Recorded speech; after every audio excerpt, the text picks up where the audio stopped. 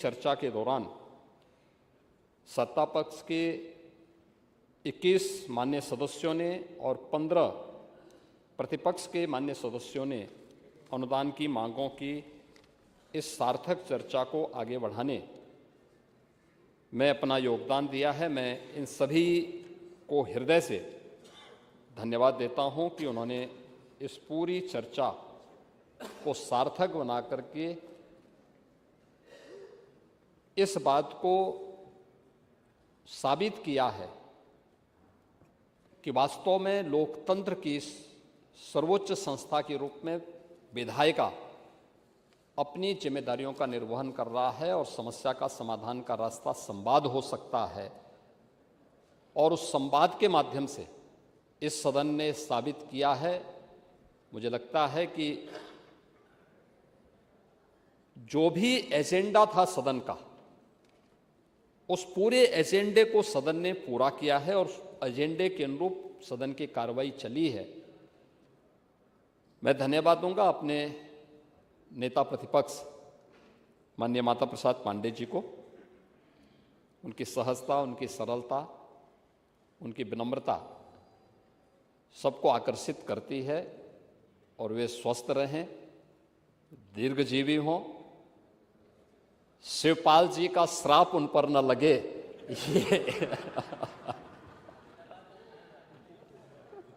ये मैं कामना जरूर करता हूं। महोदय, हम लोग जब इस सदन में इस बजट पे चर्चा कर रहे हैं तो 2026-27 का ये बजट है और 2026-27 के इस बजट के बारे में मैंने जो बताया कि देर रात्रि में जब भी मैं अगले दिन के बिजनेस के बारे में संसदीय कार्य मंत्री को बातचीत करने का प्रयास करता था 8 साढ़े 8 बजे, एक दिन मैंने 9 बजे के आसपास किया तो पता लगा मतलब मंत्री जी सदन में हैं, सदन चल रहा है। यानी ये दिखाता है कि वास्तव में माननीय सदस्यों ने रुचि ली है। और ये बजट हमारे लिए बहुत महत्वपूर्ण इसलिए भी है कि उत्तर प्रदेश के इतिहास में किसी मुख्यमंत्री को 10वां बजट प्रस्तुत करने का अवसर प्राप्त हुआ, ये पहली बार हुआ है। और बजट भी ऐतिहासिक है, यानी 9,12,696 करोड़ रुपए का यह बजट यहाँ पे प्रस्तुत किया गया है। इसके बारे में बहुत सारी चीज़ें नेता प्रतिपक्ष ने यहाँ पर कही भी हैं कि वित्तीय स्वीकृति समय पे नहीं दी जाती है, लेकिन वह सच नहीं है। मैं इन सब बातों पे भी बात करूंगा कि कुल बजट की कितनी स्वीकृतियां पहले की सरकारों में जारी होती थी और कितना हमारे सरकार के समय जारी हो रही हैं और कितना पैसा खर्च हो रहा है। सदन की कार्रवाई में जो अनुदान मांगों पर विभागों के जो विभिन्न विभागों के अनुदान मांगों पर चर्चा होती है, उसके पीछे का उद्देश्य भी होता है, एक गाइडलाइन होती है। और गाइडलाइन इस बात को लेकर होती है कि बजट पास होने के बाद 31 मार्च के बाद जब पहली अप्रैल से नया वित्तीय वर्ष प्रारंभ हो तो सभी संबंधित विभाग अपनी कार्य योजना बना करके, वर्ष भर की कार्य योजना बना करके उसको व्यवस्थित रूप से लागू करने का प्रयास प्रारंभ कर लें। अगर पहले से कार्य योजना बनी होगी तो उसकी गाइडलाइन के ही अनुदान की मांगों पे चर्चा होती है कि अनुदान की मांगों को हमारा क्रम क्या होगा, किस किस मद में कितना पैसा जाना है और उस पैसे को खर्च करने की हमारी प्रक्रिया क्या होगी। उसके पीछे का उद्देश्य ये है और उस उद्देश्य की पूर्ति करने के लिए ही वहाँ पे सभी विभागों का नहीं, लेकिन कुछ विभागों का लिया गया। और मुझे प्रसन्नता है कि यहाँ पे कल मेरे 4 सहयोगियों ने अपने विभागों के अनुदान मांगों पर विस्तार से अपनी कार्य योजना को सदन के सामने प्रस्तुत किया और अन्य सभी विभाग उसी प्रकार की कार्य योजना को यहाँ पे प्रस्तुत करेंगे। ये महत्वपूर्ण है। आपने जो बातें यहाँ पर कही हैं, मैं देख कर के आश्चर्य कर रहा था और मुझे लगता था कि नेता प्रतिपक्ष उम्र के हिसाब से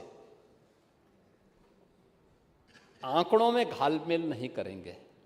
एक बार तो उन्होंने ऐसा प्रयास किया था कि कभी कभी संगत का प्रभाव होता है, तो मुझे लगा कि ऐसा लगता है कि चच्चों का प्रभाव भी आप पे आ गया है। और वो प्रभाव इस बात को आ गया जब आपने कहा कि राजकोषीय घाटा आपका जो है वह इतना ज़्यादा है, आप उत्तर प्रदेश पे उधार इतना ज़्यादा है। मुझे लगता है कि वह सच नहीं था। तो वित्त मंत्री जी ने तत्काल अपने प्रतिक्रिया वहाँ पर व्यक्त कर दी और उन्होंने इस बात को कहा कि नहीं, ऐसा नहीं है। देखिए, मैं आपके सामने प्रस्तुत करूँगा कि जो राजकोषीय घाटा है, जो कुल जीएसडीपी का हमारे पास कितना यानी हम कुल कितना घाटा हमारे पास है, उसके बारे में अगर आप देखेंगे तो 16-17 जब प्रदेश में समाजवादी पार्टी की सरकार थी तब इसका प्रतिशत था 4.39%। और आज के दिन पर 25-26 में, हम इस समय 25-26 में हैं, इस समय है यह 2.97% है ये, यानी उससे काफ़ी कम है। इसका मतलब हमारा वित्तीय प्रबंधन बेहतर है और इस वित्तीय प्रबंधन के लिए ही आज देश भर के बैंकर्स यूपी पे विश्वास करते हैं। ऋणग्रस्तता की बात करते हैं तो आपके समय में जो ऋणग्रस्तता थी 16-17 में, ये लगभग 30% थी और आज यह 26% के आसपास है। हम इसको कम किए हैं और इस वित्तीय वर्ष के अंत तक हम लोगों ने 26-27 में, यानी 27 का जो वित्तीय वर्ष समाप्त होगा वहां तक हम उसको 23% तक पहुंचाने का 30% से कम करते हुए, यानी हमने लगातार उत्तर प्रदेश पे जो ऋण था उसको हम कम कर रहे हैं। हाँ, ये तो स्वाभाविक रूप से वॉल्यूम बढ़ेगा तो उसके दायरे बढ़ेंगे, लेकिन जितनी हमारी आय है उसका व्यय में संतुलन बनाए रखने का काम इस दौरान सरकार ने यहां पर किया है। और प्रति व्यक्ति आय को भी अगर देखा जाए तो प्रति व्यक्ति आय इस वित्तीय वर्ष के अंत में, यानी 24-25 के अंत में, जो गत वित्तीय वर्ष संपन्न हुआ है, उसमें उत्तर प्रदेश की जो प्रति व्यक्ति आय थी 16-17 में जब हम लोग आए, यानी जब हम आपकी सरकार थी तब यह लगभग 43,000 के आसपास थी। और जब हम लोग इस वित्तीय वर्ष के अंत में, यानी 31 मार्च तक जाएंगे तो यह 1,20,000 क्रॉस कर चुकी होगी। क्या 43,000 में और 1,20,000 में कोई अंतर नहीं है? दूसरा, इस बात पे भी हमें ध्यान देना होगा कि समाजवादी पार्टी के समय में उत्तर प्रदेश क्या था। पांडे जी, आप तो पुराने समाजवादी हैं और मैंने इसीलिए कहा कि आप स्वस्थ रहें, क्योंकि आप समाजवादी आंदोलन के जो सबसे वरिष्ठ पिलर हैं और अंतिम वो पीढ़ी है जिसने समाजवादी आंदोलन के अनुसार जीवन जीने का प्रयास किया है, जो जेपी चाहते थे, जो लोहिया चाहते थे। हाँ, आपके पीछे शिवपाल जी जैसे कुछ लठैत भी थे जो उसके अनुसार जीने का प्रयास करते थे, लेकिन आप लोगों ने उसके अनुरूप संघर्ष किया।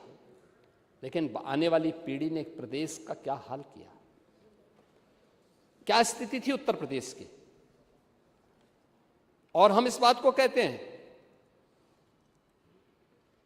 पिछली बार भी जब उत्तर प्रदेश ने विकसित भारत, विकसित उत्तर प्रदेश के मुद्दे पे चर्चा की, और अध्यक्ष जी मैं तो आपसे अनुरोध करूंगा कि अगर समय मिलता है तो हम लोगों को ये चर्चा करने वाला उत्तर प्रदेश देश का पहला राज्य है जिसने आदरणीय प्रधानमंत्री जी के विजन को प्रभावी ढंग से इस सदन के माध्यम से चर्चा के विकसित भारत के लक्ष्यों को प्राप्त करने की दिशा में हमारे क्या कर्तव्य होने चाहिए, क्या दायित्व होने चाहिए। भारत विकसित होगा तब जब राज्य विकसित होंगे, और राज्य विकसित तब होंगे जब जनपद विकसित होगा, और जनपद विकसित तब होगा जब गांव और नगर की इकाई हमारी विकसित होगी, आत्मनिर्भर होगी। और उस पर लगातार 27-28 घंटे तक इस सदन में चर्चा हुई। तब भी हम लोगों ने इस बात को कहा था, क्या स्थिति थी तब उत्तर प्रदेश की, यानी 16-17 में उत्तर प्रदेश की जो स्थिति थी, उत्तर प्रदेश देश के अंदर सबसे, यानी बड़े राज्यों में अगर आप देखें तो बॉटम 3 राज्यों में आता था। जो सबसे नीचे के राज्यों में उत्तर प्रदेश की गिनती होती थी, और बीमारू राज्य उत्तर प्रदेश हो गया था। परसेप्शन खराब था, देश भर में आपको जाने का अवसर प्राप्त होता था तो लोग किस निगाह से देखते थे उत्तर प्रदेश को, आपसे ज्यादा कोई छुपा हुआ नहीं है। लेकिन इन 8, साढ़े 8, 9 वर्षों के दौरान उत्तर प्रदेश के अंदर जो परिवर्तन आया है, बॉटम 3 से टॉप 3 राज्यों में उत्तर प्रदेश को पहुंचाने का काम इसी डबल इंजन सरकार ने किया है। टॉप 3 राज्यों में 13 लाख करोड़ रुपए की उत्तर प्रदेश की जीएसडीपी को पहुंचा करके हम 36 लाख करोड़ तक पहुंचा रहे हैं, और हमने तय किया है कि 26-27 में इसको 40 लाख करोड़ तक पहुंचाएंगे।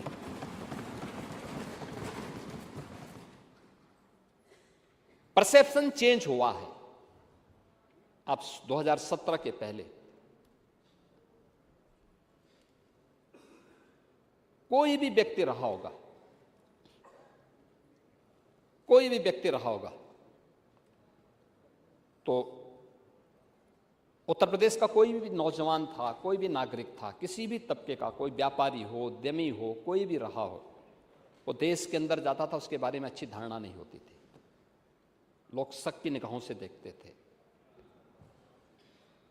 और आप लोगों ने तो कुछ जनपदों को ऐसा बना दिया था कि उस जनपद के नाम पर लोग होटल में कमरे नहीं देते थे, धर्मशालाओं में रहने की व्यवस्था नहीं करने देते थे, नहीं रहने देते थे।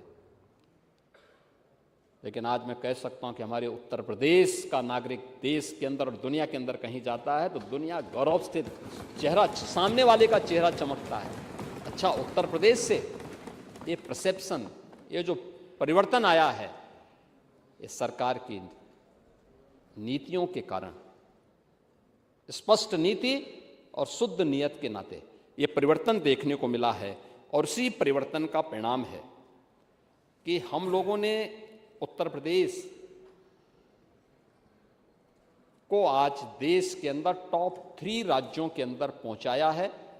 और मैंने इसलिए कहा आप स्वस्थ रहें, क्योंकि उत्तर प्रदेश जब $1 ट्रिलियन की इकोनॉमी बनेगा तब देश का टॉप की अर्थव्यवस्था उत्तर प्रदेश होगा।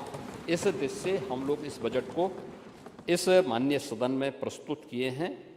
और इस माननीय सदन में प्रस्तुत करते हुए मुझे ये अत्यंत, यहाँ पर इस पूरी चर्चा में भाग लेने के लिए जिन माननीय सदस्यों ने यहाँ पे भाग लिया है, उन सभी ने बहुत अच्छे सुझाव भी इस मामले में दिए हैं। आपने कुछ चीज़ें कहीं कि वास्तव में कहाँ से पैसा आएगा। जो 9,12,000 करोड़ रुपए का आपने बजट प्रस्तुत कर दिया है, आपके पास पैसा कहाँ से आएगा, आपने टारगेट ही रखा है, बड़ा लक्ष्य रखा जाता है। कोई बड़ा कार्य करने के लिए, बड़े लक्ष्य की आपकी पूर्ति के लिए उस प्रकार का परिश्रम किया जाता है। मुझे याद है हम लोगों को जब 2017 में किसानों के कर्ज को माफ करना था, लघु और सीमांत किसानों के, पैसा कहाँ से आएगा, ये चर्चा थी।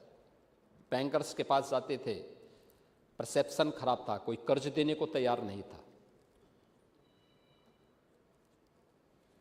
मैं उस समय के वित्त सचिव को अपने सामने बिठाया, मैंने कहा मुझे बताओ तो कि भाई खर्चा क्या है, क्या क्या कहाँ कहाँ पे है।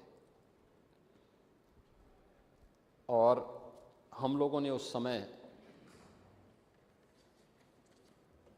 जो योजना बनाई थी और उसके बाद जो बजट बनाया था, उत्तर प्रदेश पहला राज्य है जिसने अपने बजट से किसी बैंक से कर्जा नहीं लिया, किसी वित्तीय संस्थान से कर्जा नहीं लिया, और प्रदेश के अंदर 86 लाख किसानों के 1 लाख रुपए तक के कर्ज माफी के कार्यक्रम को संपन्न किया था।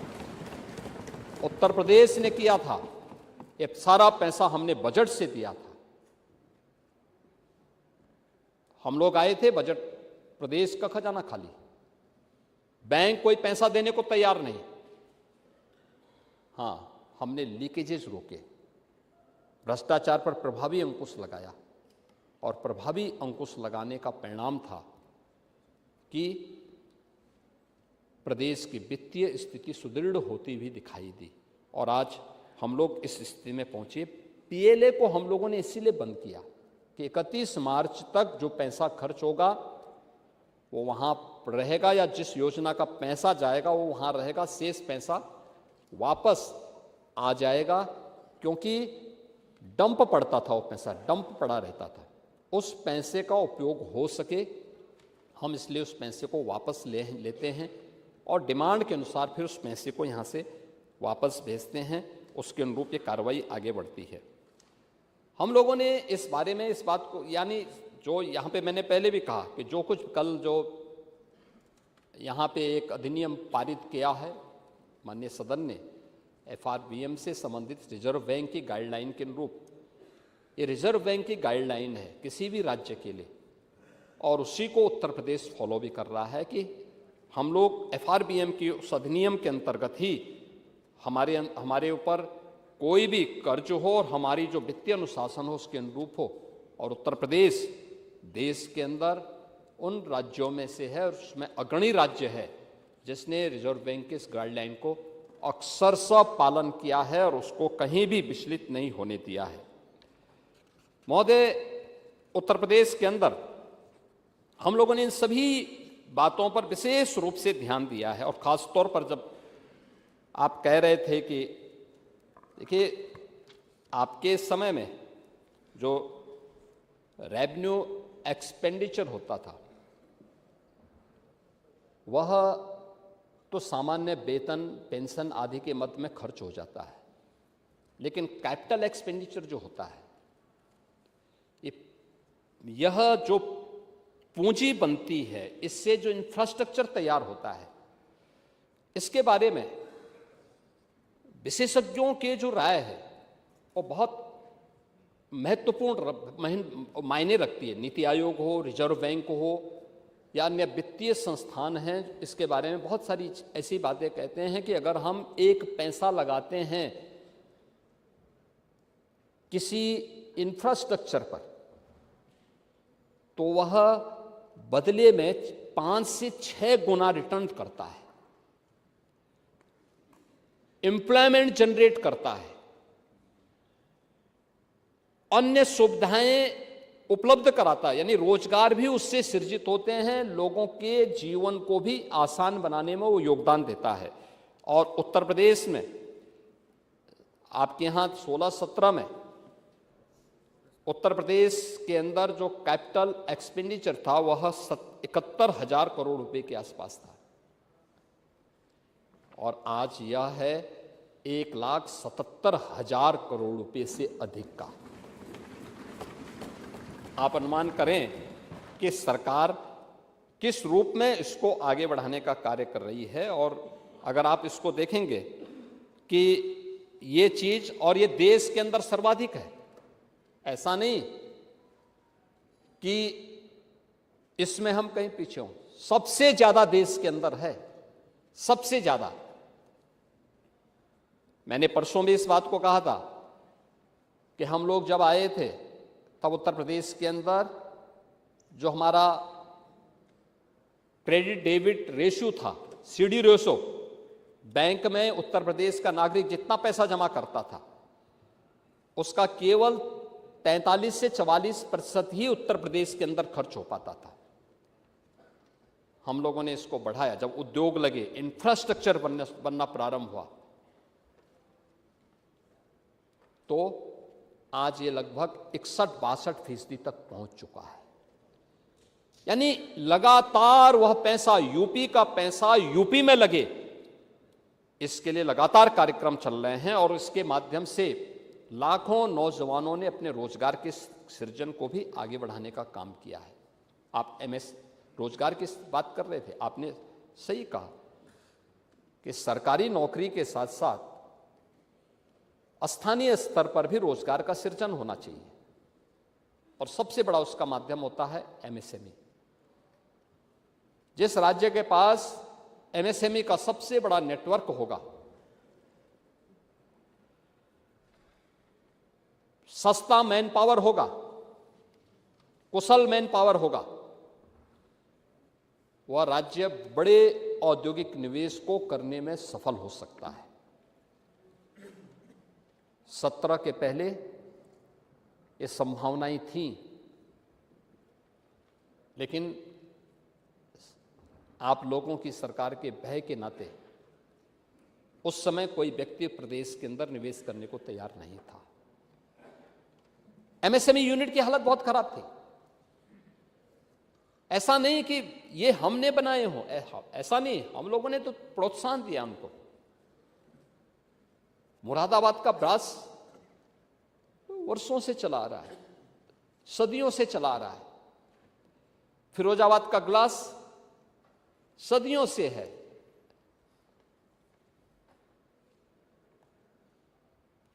ब्लैक पॉटरी आजमगढ़ का सदियों से चली आ रही परंपरा है। गोरखपुर का टेराकोटा सदियों से परंपरागत चली आ रही परंपरा है। भदोई की कालीन सदियों की परंपरा है।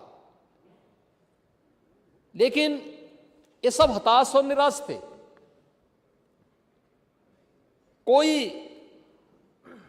इनका कोई प्रोत्साहन नहीं था, कोई पूछता नहीं था।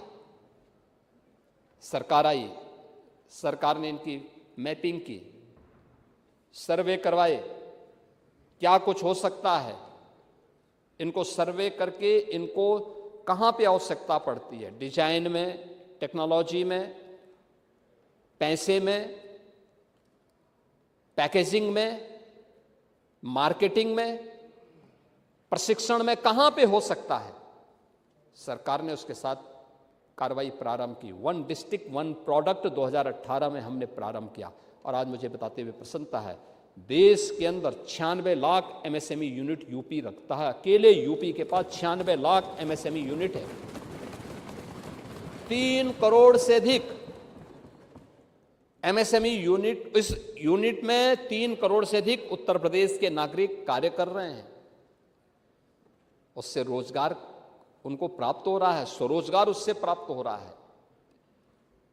हर एक एमएसएमई यूनिट को हमने रजिस्ट्रेशन की व्यवस्था की और हर एक एमएसएमई जो उसने रजिस्ट्रेशन कराया है उसको 5 लाख रुपए की सुरक्षा बीमा का कवर राज्य सरकार उसको उपलब्ध करवा रही है। 5 लाख का ये उत्तर प्रदेश के अंदर हुआ है। दूसरा, परंपरागत रूप से भी जो हमारे हस्तशिल्पी और कारीगर थे, क्या स्थिति थी उनकी। आप तो इतने पुराने आदमी हैं, ग्राम स्वराज की चर्चा करते थे। ग्राम स्वराज प्रदेश के अंदर, ये ग्राम स्वराज जहां गांव हर एक चीज को लेकर गांव के अंदर गांव अपनी योजनाएं बनाता था, गांव अपनी योजनाओं को लागू करता था, गांव अपने अंदर सारी व्यवस्थाओं को लागू करता था। और ये पंच परमेश्वर की व्यवस्था भी गांव के अंदर ही हुआ करती थी। किसी चीज के लिए किसी पे निर्भरता नहीं, आत्मनिर्भर गांव हुआ करते थे हमारे। गांव के अंदर नाव भी होता था, गांव के अंदर कारपेंटर भी होता था, गांव के अंदर राजमिस्त्री भी होता था, गांव के अंदर हर प्रकार का व्यक्ति होता था। एक दूसरे पर सबकी व्यवस्था निर्भर होती थी और वह व्यवस्था संचालित होती थी, एक सिस्टम के साथ आगे बढ़ती थी। आत्मनिर्भरता के लक्ष्य को लेकर के एक सौहार्द भी था, संपन्नता भी थी, लोग अपने अनुसार उसको आगे बढ़ाते थे। लेकिन परिणाम क्या है? 2000 यानी लगातार इसमें गिरावट आई और अंततः 2019 में हम लोगों ने विश्वकर्मा श्रम सम्मान की स्कीम लागू की थी, टूल किट वितरण की कार्रवाई को आगे बढ़ाया। आज बड़े पैमाने पर हम लोगों ने टूल किट उपलब्ध करवाने प्रारंभ किए हैं, उसके लिए उन्हें प्रशिक्षण देना प्रारंभ किया है, बैंकों से सस्ते में लोन देना प्रारंभ किया है। प्रदेश के ही युवाओं के लिए जो हम लोगों ने स्कीम लागू की, उस स्कीम के अंतर्गत ही ये सीएम युवा की वह योजना है जिस स्कीम के अंतर्गत मार्जिन मनी के साथ ही हम लोग मार्जिन मनी देने के साथ ही गारंटी मुक्त, ब्याज मुक्त, पहले चरण में 5 लाख रुपए का, दूसरे में 7.5 लाख का और तीसरे में 10 लाख रुपये तक का हम लोग उसको बैंक से लोन उपलब्ध करवा रहे हैं। और मुझे बताते हुए प्रसन्नता है कि अब तक प्रदेश के अंदर 1,10,000 से अधिक नौजवानों को सीएम युवा योजना के अंतर्गत हम लोगों ने बैंकों से ब्याज मुक्त और गारंटी मुक्त लोन उपलब्ध करवाने में मदद की है। और मैं एमएसएमई मंत्री से कहूँगा कि एक बार वह आपकी बात आपने जिन नौजवानों को बताया है आप दीजिए, और मैं मानता हूँ हर जनप्रतिनिधि को रुचि लेनी चाहिए, उन नौजवानों का प्रशिक्षण हो और फिर उसके अनुसार वो बैंक से लोन लेंगे तो उसका सब कुछ तो सरकार को देना है, वो मूलधन वापस कर दें, जो भी उसमें मार्जिन मनी के बाद जो मूलधन बचता है उसको वापस कर देगा तो उसका बहुत अच्छा काम हो। लेकिन काम उसको क्या करना है इसका प्रशिक्षण बहुत आवश्यक है और ये प्रशिक्षण विभाग करा रहा है, हर जनपद में हम उसकी व्यवस्था करा रहे हैं। ये चीज़ें भी आपको दिखानी पड़ेगी, इसको हम लोग इसको देखेंगे। लेकिन जो चीज़ें आपने यहाँ पे कही हैं, दूसरा है जो नीति आयोग देश के अंदर देश की नीतियों के निर्माण के लिए जो आदरणीय प्रधानमंत्री जी की अध्यक्षता में गठित जो नीति आयोग है, ये नीति आयोग ने देश के अंदर जो अपनी रिपोर्ट फिस्कल हेल्थ इंडेक्स 2025 में जो जारी की है, उसमें उत्तर प्रदेश को उन्होंने देश के अंदर फ्रंट रनर श्रेणी में रखा है। और उन्होंने कहा है कि व्यय की गुणवत्ता, पूंजीगत निवेश, ऋण स्थिरता और राजकोषीय अनुशासन के इन सभी मानकों पर राज्य को संतुलित और सुदृढ़ माना है। और सीएजी ने भी इस बात को माना है कि सुदृढ़ राजस्व स्थिति और संतुलित वित्तीय प्रबंधन उत्तर प्रदेश की उन्होंने सराहना की है। ये उत्तर प्रदेश की स्थिति है। पहली बार उत्तर प्रदेश ने अपना आर्थिक सर्वेक्षण भी सदन के अंदर प्रस्तुत किया और मुझे लगता है आर्थिक सर्वेक्षण प्रस्तुत करने के लिए काफी दिनों से काम चल रहा था। वित्त मंत्री जी कह रहे थे कि हमें करना चाहिए कि नहीं करना चाहिए। मैंने कहा असमंजस की स्थिति नहीं होनी चाहिए, अगर हमने काम किया है तो वह आंकड़े आने ही चाहिए, सभी के सामने, सबके सामने प्रस्तुत किए जाने चाहिए।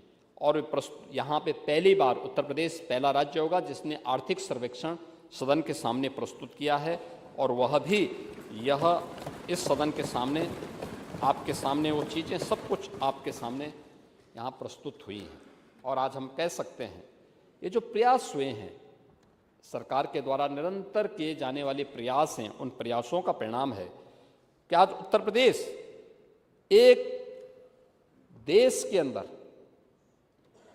उन राज्यों में माना जाता है जो हर एक स्तर पर लॉ एंड ऑर्डर रिस्क से आज हम लोग एक ऐसे स्टेट के रूप में अपने आप को स्थापित कर चुके हैं जो law and order risk state से आप स्टेबल और निवेश के ड्रीम डेस्टिनेशन के रूप में अपने आप को स्थापित कर सकता है। और उस राज्य ने अपने आप को उस रूप में स्थापित करने में सफलता प्राप्त की है।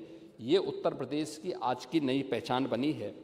और इसी पहचान को आगे बढ़ाने के लिए आज हम लोगों ने जिन मुद्दों पर चर्चा की है, अब प्रदेश के अंदर टेक्नोलॉजी है, ट्रस्ट है और ट्रांसफॉर्मेशन, ये ट्रिपल टी की त्रिवेणी हमें हर एक स्तर पर देखने को मिलती है। आज हमने इस दिशा में जो प्रयास किए हैं और उसी दिशा में आज प्रदेश सरकार के द्वारा ये प्रयास, ये बजट उसी का परिणाम है और उसी को हम आगे बढ़ाने के क्रम में आज यहाँ पर आए हैं। महोदय,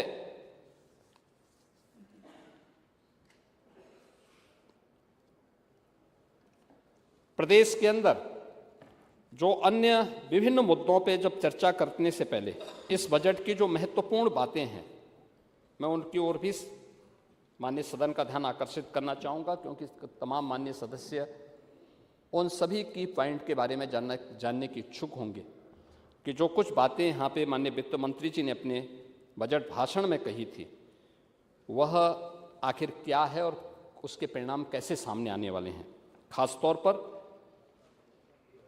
इंडस्ट्री 5.0 की चर्चा, हम वर्तमान में इंडस्ट्री 4.0 में चर्चा तो करते हैं। आपने आज देखा होगा कि आदरणीय प्रधानमंत्री जी ने देश के अंदर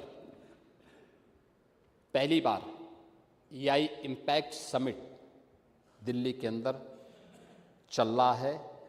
20 से अधिक देशों के राष्ट्राध्यक्ष कल आदरणीय प्रधानमंत्री जी के साथ उस समिट में उपस्थित थे। 100 से अधिक देशों के प्रतिनिधि उस समिट में भाग ले रहे हैं। दुनिया के 100 से अधिक देश।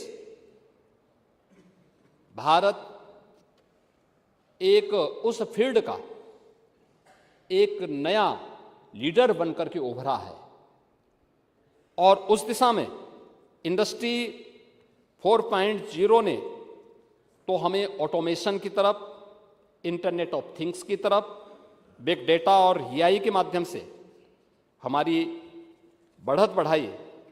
आज वहीं ये जो नया 5.0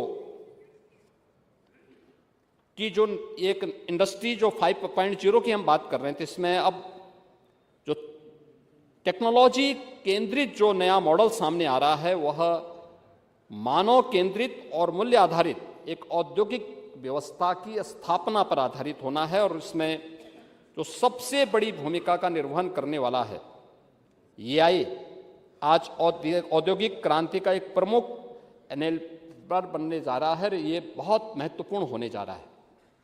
उसके लिए हम लोगों ने इस बजट में कहा है और इसी दिशा से जिन मुद्दों पर हम लोग यहाँ पे आज चर्चा कर रहे हैं, और मुझे देख के जहाँ एक और थी कि पूरा देश और पूरी दुनिया भारत की तरफ देख रही है, वहीं भारत मंडपम में जो कार्यक्रम चल रहा है, यानी एक तरफ प्रधानमंत्री मोदी जी के नेतृत्व में भारत दुनिया की एक बड़ी ताकत के रूप में अपने आप को स्थापित किया है, दुनिया के अंदर भारत के विश्वास को मजबूत किया है, और दूसरी तरफ आज एक शर्मनाक घटना भारत मंडपम में करने का प्रयास कांग्रेस के युवा संगठन ने करने का प्रयास किया है। पूरी दुनिया के अंदर भारत की छवि को खराब करने का कुत्सित प्रयास हुआ और हम इसकी निंदा करते हैं। यह बहुत ही शर्मनाक घटना है कांग्रेस के लोगों के द्वारा, कांग्रेस के नेताओं का। ये यानी देश की कीमत पर ये लोग खिलवाड़ करना चाहते हैं। राजनीति होती है, आरोप प्रत्यारोप होते हैं, लेकिन हम देश की कीमत पर सौदेबाजी करें, देश की छवि के साथ खिलवाड़ करें, जहां 100 से अधिक देशों के लोग भागीदार बन रहे हों, वहां पर इस प्रकार के उत्पात मचा करके अराजकता फैलाने का प्रयास असह्य है। और मुझे लगता है कि हर भारतवासी को इस घटना की निंदा करनी चाहिए, भर्त्सना करनी चाहिए, और जो भी इसके पीछे है उसके खिलाफ कठोरतम कार्रवाई की जानी चाहिए, जो लोग भारत की छवि को खराब करने का प्रयास कर रहे हैं। महोदय, जो इस बजट में महत्वपूर्ण घोषणाएं हुई हैं उसमें मुख्य रूप से जो घोषणाएं हुई हैं उनमें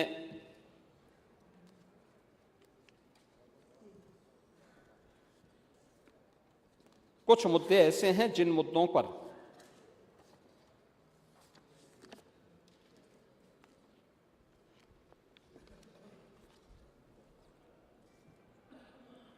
इस बजट में जिसका प्रावधान किया गया है, खासतौर पर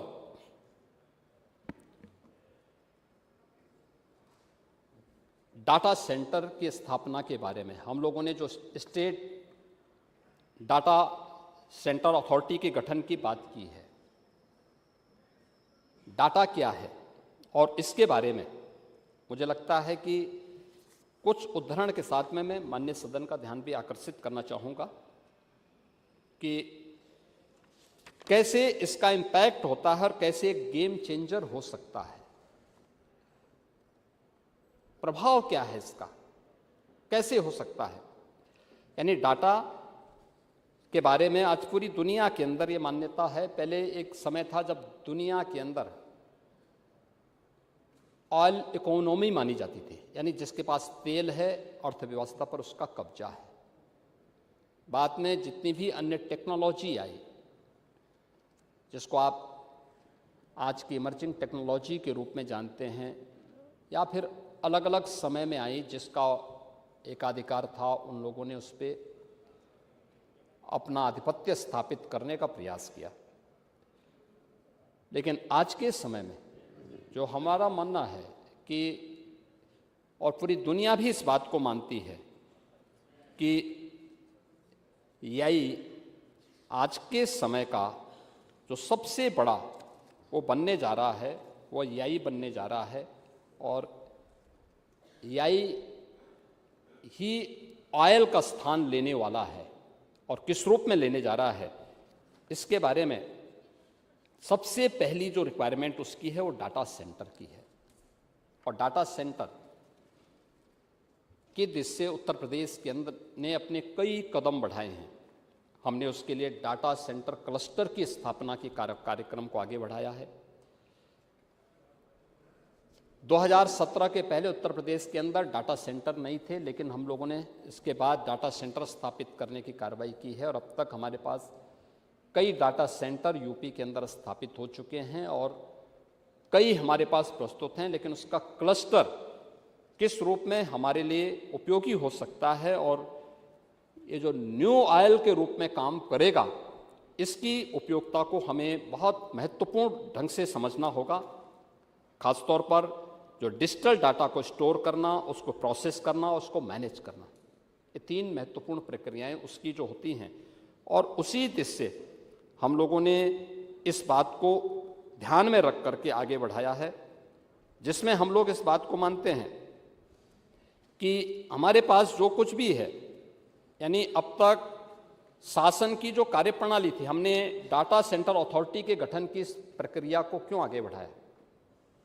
आप अक्सर देखते रहे होंगे, आप तो मंत्री भी रहे हैं, अध्यक्ष के रूप में भी आपने, इस सदन के माननीय स्पीकर के रूप में भी आपने लंबे समय तक आपने कार्य किया है। आप देखते रहे होंगे और बहुत बार गलती मंत्रियों की नहीं होती है, या लेकिन उन विभागों के माध्यम से कोई एक तरीके को माध्यम नहीं होता है, वो अलग अलग डाटा अलग अलग समय में देते रहे हैं। एक ही चीज़ के आंकड़े अलग अलग समय में अलग अलग एक ही विभाग दे देता है। इससे बचने के लिए, क्योंकि सही डाटा नहीं होता तो हम उसके अनुसार फिर कार्य योजना और उसके अनुरूप रणनीति नहीं तैयार कर पाते हैं। और इसके लिए एक ये व्यवस्था, हमारी अप्रोच हमारा क्या होता था, अब तक हमारा जो अप्रोच होता था वह समस्या से समाधान की तरफ होता था। हम उसके बारे में ये नहीं कर पाते थे कि हमें फ्यूचर क्या करना है, इसका फ्यूचर क्या होगा, आगे क्या हमारी रणनीति होनी चाहिए। हम नहीं, भाई आपने मुद्दा उठाया, किसी माननीय सदस्य ने कोई मुद्दा उठाया, हमने उस समस्या का वहां पे समाधान करने के दिशा में कार्रवाई कर दी। लेकिन इंडिविजुअल का ही नहीं, बल्कि एक यूनिवर्सल होना चाहिए। इंडिविजुअल की बजाय यूनिवर्सल की दिशा में हम कार्य कर सकें, सबके लिए समान रूप से उसको लागू कर सकें, जिसको प्रधानमंत्री जी ने कहा सबका साथ और सबका विकास। उसी भाव के साथ डाटा की एक बड़ी बड़ी महत्वपूर्ण भूमिका होने जा रही है, और जिसमें हम लोग कह सकते हैं कि रिएक्टिव की बजाय प्रिडिक्टिव एंड प्रोएक्टिव रोल के रूप में वह कैसे कार्य करता है, ये एक बड़ा कार्य होगा। और इसी दिशा से सरकार अपनी स्टेट डाटा अथॉरिटी के गठन की दिशा में कार्य कर रहा है, जो प्रदेश का एक सुप्रीम रेगुलेटर और आर्किटेक्ट के रूप में काम करेगा। इसमें डेटा इकट्ठा करना, उसको जोड़ने के असली गेम चेंजर क्रिटिकल थिंकिंग है, यानी उसको कैसे हम आगे कार्य कर सकते हैं। जैसे 2 एग्जाम्पल मैं आपको दूंगा। आपने एक एग्जाम्पल देने का प्रयास किया था, लेकिन मैं आपको दूंगा। आप पूर्वी उत्तर प्रदेश से आते हैं, इंसेफ्लाइटिस से वहां मौतें होती थी। हमारा ध्यान क्या होता था? उपचार पे। कोई बीमार हुआ, उसको उपचार मिल जाना चाहिए, उन्मूलन की तरफ हम नहीं गए। हम लोग 17 में आए, आदरणीय प्रधानमंत्री जी ने भी कहा कि उपचार के लिए जो भी आपको चाहिए उतना पैसा लगाइए, सब कुछ ठीक करिए, हॉस्पिटल्स ठीक करवाइए, सब कुछ ठीक करो, लेकिन उन्मूलन पर हमारा फोकस होना चाहिए। हम लोगों ने डाटा इकट्ठा किए, और डाटा एकत्र करने के बाद हम लोगों ने इस बात पर फोकस किया कि वास्तव में इस बीमारी के पीछे क्या है, क्योंकि जब तक डाटा नहीं होते थे, इंडिविजुअल की ही हम उपचार की व्यवस्था करते थे। आज भी होता क्या है? आपने ऑर्सेनिक की बात की, आपने कुछ क्षेत्रों में फ्लोराइड की समस्या आती है।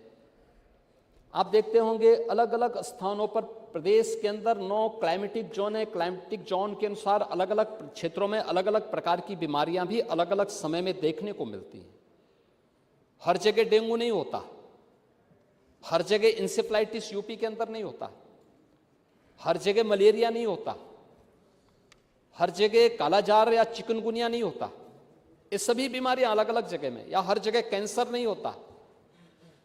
अलग अलग जगह अलग अलग प्रकार की बीमारियों को उसके क्लाइमेटिक जोन के अनुरूप बीमारियां भी उसके अनुसार ही वहां पर देखने को मिलती हैं। वहां की जो भी जैव पारिस्थितिकी दिखती है उसके अनुरूप दिखने को मिलती है। हम लोगों ने वहां पे भी इस चीज को किया, ये डाटा इकट्ठा किया। डाटा इकट्ठा करने के बाद इस चीज को पाया कि आखिर ये जो मरीज हैं कहां से ज्यादा आ रहे हैं, कारण क्या है। हम लोग एक निष्कर्ष पर पहुंचे थे, और पहुंचे थे कि 2 कारण है। जहां शुद्ध पेयजल का अभाव है और खुले में शौच लोग करते हैं, वहां पर इंसेफ्लाइटिस से मौतें ज्यादा हैं। अब उपचार की व्यवस्था, उपचार के लिए शुद्ध पेयजल की आपूर्ति और हर घर में शौचालय का निर्माण, इस सरकार के द्वारा जो प्रोएक्टिव अप्रोच गवर्नमेंट का था, यूनिवर्सल अप्रोच गवर्नमेंट का था, इंडिविजुअल के लिए भी किया गया, लेकिन यूनिवर्सल जब किया गया, परिणाम क्या है? परिणाम है जो 1200 से 1500 मौतें होती थी। आप दलितों की बात कर रहे थे, पिछड़ों की बात कर रहे थे कि हम समाजवादी करते थे, लेकिन आप लोग भूल गए कि 4 बार समाजवादी पार्टी की सरकार थी, और हर वर्ष 1200 से 1500 मौत अनुसूचित जाति, अति पिछड़ी जाति, अल्पसंख्यक समुदाय और गरीबों के बच्चों की होती थी, केवल इंसेफ्लाइटिस से। और 17 में ये बीमारी 17 तक देखने को मिली। ये सारे डाटा हमने एक साथ इकट्ठे करने के लिए टीमें लगाई, बहुत सारे संगठनों को हमने एक साथ जोड़ा था, बहुत सारे विभाग एक साथ जुड़े थे, और फिर हम लोगों ने जब एक साथ फोकस्ड कार्रवाई की, परिणाम क्या है? 19 के बाद इंसेफ्लाइटिस का उन्मूलन हो गया है। आज इंसेफ्लाइटिस की बीमारी नहीं है और हर बच्चा बच गया है। हमने उसको जाति के आधार पर नहीं देखा है, हमने उसको किसी उस आधार पर नहीं देखा है। आप लोगों का नजरिया जाति का हो सकता है, आप लोग जाति के आधार पर सोचते हैं, और इसलिए हम लोग उस उस पे नहीं करते। हम लोगों का ये मानना है कि शासन की सुविधा को प्राप्त करने का अधिकार हर व्यक्ति का होना चाहिए, हर नागरिक का होना चाहिए, उस राज्य के हर नागरिक का होना चाहिए। शासन को भेदभाव नहीं करना चाहिए। कानून की निगाह में शासन की योजनाओं का लाभ समान रूप से सबको मिलना चाहिए। और इसीलिए सरकार इस बारे में कहती है कि मूल जानना बड़ा कठिन है। दिनकर की पंक्तियां मुझे याद आती हैं, आप लोग भी गाते रहे होंगे अपने समय में, कि मूल जानना बड़ा कठिन है नदियों का वीरों का, धनुष छोड़कर और गोत्र क्या होता रणधीरों का। पाते हैं सम्मान तपोबल से भूतल पर सूर, और जाति जाति का शोर मचाते केवल कायर क्रूर। आप लोग केवल जातीय आधार पर समाज को बांटते रहे। उस दलित के बच्चे के बारे में नहीं सोचते थे जो इंसेफ्लाइटिस से पीड़ित होकर के दम तोड़ता था। उस अति पिछड़ी जाति के बच्चे के बारे में नहीं सोचते। संजय निषाद, डॉक्टर संजय निषाद जी की पीड़ा वैसे ही नहीं थी। उनकी पीड़ा इस बात को रही होगी, आपकी पीड़ा तो इसलिए थी कि आप लोग ये चाहते थे कि वो आप लोगों का पिछलग्गू बना रहे और मंत्री ना बने। लेकिन मैं वही कह रहा हूं ना, लेकिन आज एक गरीब का बच्चा, अगर एक गरीब का बेटा और गरीब का नेता मंत्री बन गया तो समाजवादियों को बुरा लग गया कि परिवार से कैसे हट गया ये। और उसके लिए सरकार के प्रयास, आपके सिद्धार्थनगर तो इसका एक प्रकार का एपिसेंटर था। सबसे ज्यादा पेशेंट में जो इंसेफ्लाइटिस के मरीज माने जाते थे आपके सिद्धार्थनगर जनपद से आते थे, और सबका उपचार गोरखपुर में ही बीआरडी मेडिकल कॉलेज में होता था। क्या स्थितियां थी, दम तोड़ते थे लोग। बल आपके देवीपाटन कमिश्नरी के अंदर अज्ञात बीमारी दिखाई जाती थी। मुझे याद है, मैं 2007 में बलरामपुर गया। मैं बलरामपुर में गया था तो एक डिस्ट्रिक्ट हॉस्पिटल में मैंने एक न्यूज़पेपर में पढ़ा कि अज्ञात बीमारी से 10 बच्चों की मौत हुई। मैं भौचक था, मैंने कहा भी 2007 में इनसे ये जो है अज्ञात बीमारी कौन सी है ये। तो मैं सांसद था, मैं हॉस्पिटल चला गया। हॉस्पिटल गया, मैंने देखा वहाँ पे जो लक्षण थे, लक्षण के बाद मैंने सीएमओ से मुलाकात की। और मेरे संसदीय क्षेत्र का हिस्सा नहीं था, लेकिन मैं सीएमओ से मुलाकात किया। मैंने उनसे पूछा, मैंने कहा भी ये जो बच्चे हैं, ये बच्चे तो ये जो लक्षण हैं इंसेफ्लाइटिस के दिखते हैं। उन्होंने कहा लेकिन हमारे पास उपचार की व्यवस्था नहीं है। तब समाजवादी पार्टी की सरकार थी। उन्होंने कहा हमारे पास उपचार की व्यवस्था नहीं है, हम क्या कर सकते हैं। और इसलिए हम लोग इन चीज़ों पर वो नहीं करते, इसलिए अज्ञात बीमारी बता करके मरना है तो मरने दीजिए। ये टिप्पणी थी उस समय के आपकी सरकार के समय के एक सीएमओ के। और हम लोगों ने जब आए, हम लोगों ने व्यवस्था दी। आज इंसेफ्लाइटिस से मौत 0 है। पांडे जी देखिए, इस चीज को देखा जाना चाहिए, रिजल्ट क्या है, परिणाम क्या है। आप घोषणाएं बड़ी बड़ी करें लेकिन परिणाम ना आए, उस परिणाम का मतलब क्या है। आप घोषणाएं बहुत करें कि हमने 3 लाख करोड़ रुपए में इतना काम कर लिया। क्या काम कर लिया? मैं तो JPNIC, Purvanchal expressway, Gomti river front, इन सब की तो मैं चर्चा कर ही चुका हूं, बता ही चुका हूं। लेकिन रिजल्ट क्या है? यूपी के ओवरऑल परसेप्शन पर क्या प्रभाव पड़ा, क्या दिया समाजवादी पार्टी ने, ये महत्वपूर्ण है। और आज हम क्या दे रहे हैं? हमने सबसे पहले उत्तर प्रदेश के हर नागरिक को गौरव के साथ सीना तान करके देश और दुनिया के अंदर जाने का अधिकार दिया है। वो जाए और पूरी दुनिया के अंदर बोल सकता है कि मैं उत्तर प्रदेश का नागरिक हूं, जो देश की आबादी का सबसे बड़ा राज्य है। वो बोल सकता है, वो जा सकता है कहीं भी, कोई समस्या नहीं। हर व्यक्ति सम्मान की निगाहों से देखता है, ये परसेप्शन दिया है। आज देश और दुनिया का हर बड़ा उद्यमी, कल हमारे औद्योगिक मंत्री यहाँ बोल रहे थे, आज उत्तर प्रदेश के अंदर निवेश करने का इच्छुक है। हर बड़ा उद्यमी निवेश करने का इच्छुक है। सब कुछ ट्रांसपेरेंट है, पिक एंड चूज कुछ भी नहीं। एक नीतियों के साथ हमने सबको जोड़ा, सब कुछ नीति के अंतर्गत सब कुछ संचालित हो रहा है। और उन्हीं चीजों को लेकर के हम लोगों ने ये बातें यहां पर कहीं, और ये इंसेफ्लाइटिस से जुड़ा हुआ ये मुद्दा था, लेकिन इसमें डाटा ने बड़ी भूमिका का निर्वहन किया। दूसरा है उदाहरण मैं दे रहा हूं जो आपने कहा था ड्रॉप आउट रेट के बारे में। देखिए, हमारे लिए चिंता का विषय था कि शिक्षा में जो ड्रॉप आउट रेट रहा है, देखिए आपके समय में जो ड्रॉप आउट रेट था ये लगभग 6 से 7% के आसपास था समाजवादी पार्टी की सरकार के समय में।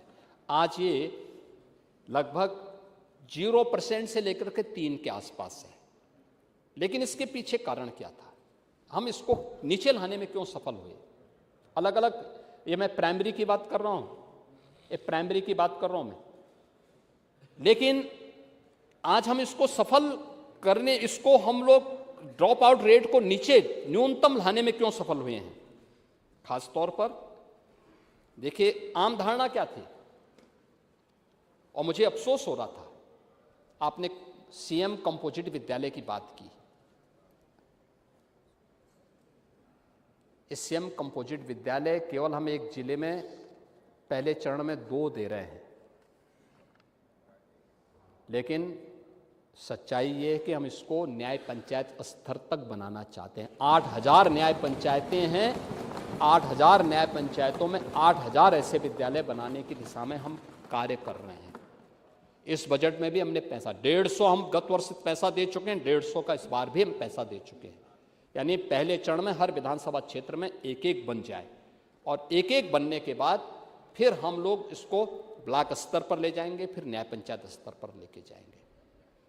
12 से 15 एकड़ क्षेत्रफल में प्री प्राइमरी से लेकर के 12वीं तक के बच्चे एक कैंपस के नीचे, एक छत के नीचे पढ़ेंगे। पर्याप्त मात्रा में शिक्षक होंगे, पर्याप्त मात्रा में छात्र होंगे, और एक ही कैंपस में शिक्षा के साथ साथ कौशल विकास के बारे में जानकारी उनको मिलेगी, स्पोर्ट्स की अच्छी फैसिलिटी उनके पास होगी। क्यों नहीं कंपटीशन के योग्य हमारे बच्चे तैयार होंगे? क्यों नहीं तैयार होंगे? लेकिन आपने बनाने का प्रयास नहीं किया। लेकिन ड्रॉप आउट रेट के बारे में जो चर्चा हो रही थी कि डाटा का महत्व क्या है, दूसरा ड्रॉप आउट रेट का जो मैं बात कर रहा था, आप क्या करते थे? हम लोगों ने जब स्कूल मर्जर की बात की थी, आपने जो बात कही यहां पे कि साहब शिक्षक पढ़ाते नहीं हैं, फलाना ठिकाना, ऐसा नहीं है। अरे हम लोग जितने भी आए हैं सब शिक्षकों के द्वारा पढ़ाए गए लोग ही यहाँ आते हैं, और शिक्षकों ने जब पढ़ाया तब हम यहाँ आए हैं। और मैं सही बताता हूँ कि अगर कभी मेरा पुराना कोई शिक्षक मिलता है तो मैं आज भी उसको प्रणाम करता हूँ। और मैं आप देखो, आप व्यवहारिक आदमी हैं, बहुत सारी चीज़ें बोल देते हैं, और बहुत सारी चीज़ें उम्र के साथ मुंह से निकल भी जाती हैं, लेकिन और उन चीज़ों को हम लोग जब बोल देते हैं, लेकिन मेरा मानना है शिक्षकों के प्रति सम्मान का भाव हम सबके मन में होना चाहिए। और सरकार ने इसीलिए कहा कि हम कैशलेस की फैसिलिटी उन सभी शिक्षकों को देंगे। बेसिक है, माध्यमिक है, उच्च है, इन सबको हम देने जा रहे हैं। शिक्षणोत्तर कर्मचारियों को भी हम उसके साथ जोड़ रहे हैं। और उसको ड्रॉप आउट रेट की जब हम बात कर रहे थे तो ये मान्यता क्या थी कि साहब बेटियां इसलिए स्कूल छोड़ देती हैं कि स्कूल दूर है। हम लोगों ने सर्वे किया, क्या यही सही कारण है? इंफ्रास्ट्रक्चर डेटा गहराई से उसका जब विश्लेषण किया गया, डेटा का विश्लेषण किया गया, उसको देखा गया, एनालिसिस की गई कि क्या ये सच है, आया नहीं। बालिकाएं स्कूल इसलिए छोड़ती हैं क्योंकि स्कूल में शौचालय की व्यवस्था नहीं, पेयजल की व्यवस्था नहीं, कहाँ बेटी जाएगी। और ये इस डबल इंजन की सरकार ने आदरणीय प्रधानमंत्री जी की प्रेरणा से तय किया कि हर स्कूल में शौचालय होने चाहिए और शुद्ध पेयजल की व्यवस्था होनी चाहिए। और ड्रॉप आउट रेट इसलिए हम 0 तक पहुंचाने में सफल हुए हैं। ड्रॉप आउट रेट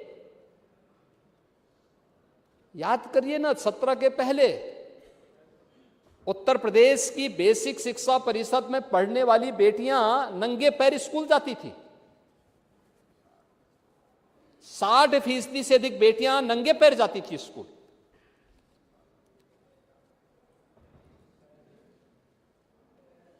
और आज हम लोगों ने उसी समय घोषणा की थी, जब मैं बुंदेलखंड दौरे में गया था, मैंने देखा था कि स्कूल जा रहे हैं बच्चे। मैं गाड़ी रोका, मैंने पूछा भी कहाँ जा रहे हो, तो एक फटे हुए बैग लेकर के बेटी जा रही थी, कई अन्य बच्चे भी थे, नंगा पैर। मैंने कहा कहाँ जा रही हैं? का स्कूल। सर्दियों का समय, फटी हुई फटा हुआ कुर्ता, नंगे पैर। मैंने कहा चप्पल नहीं है, चुप। मैंने अपने सहयोगी से कहा, मैंने कहा इस बच्चे को 100 रुपया दो खरीदने के लिए। उसने नहीं लिया।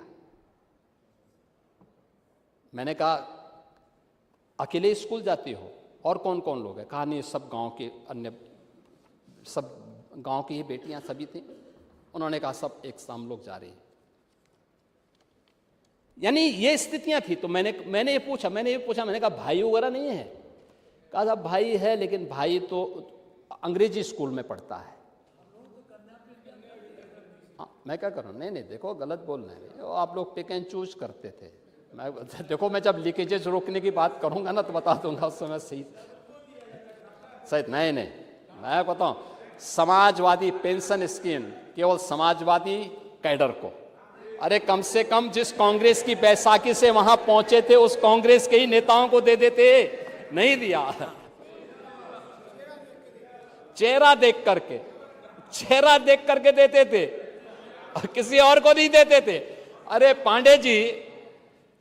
पांडे जी एक बात बताइए, कम से कम उन गरीब ब्राह्मणों को भी दे दिए होते, जो गरीब ब्राह्मण बेचारे जो हैं, जो गरीब ब्राह्मण स्कॉलरशिप नहीं पाते हैं, संस्कृत पढ़ने वाले। गरीब ब्राह्मण जीने तो पावे।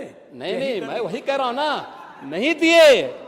तो यही मैं पूछ रहा हूं कि आप लोग तो उन गरीबों पर भी अत्याचार किए, लेकिन हमारी सरकार ने, देखिए, और मैंने पूछा भाई कहाँ है? उसने कहा अंग्रेजी स्कूल में पढ़ता है।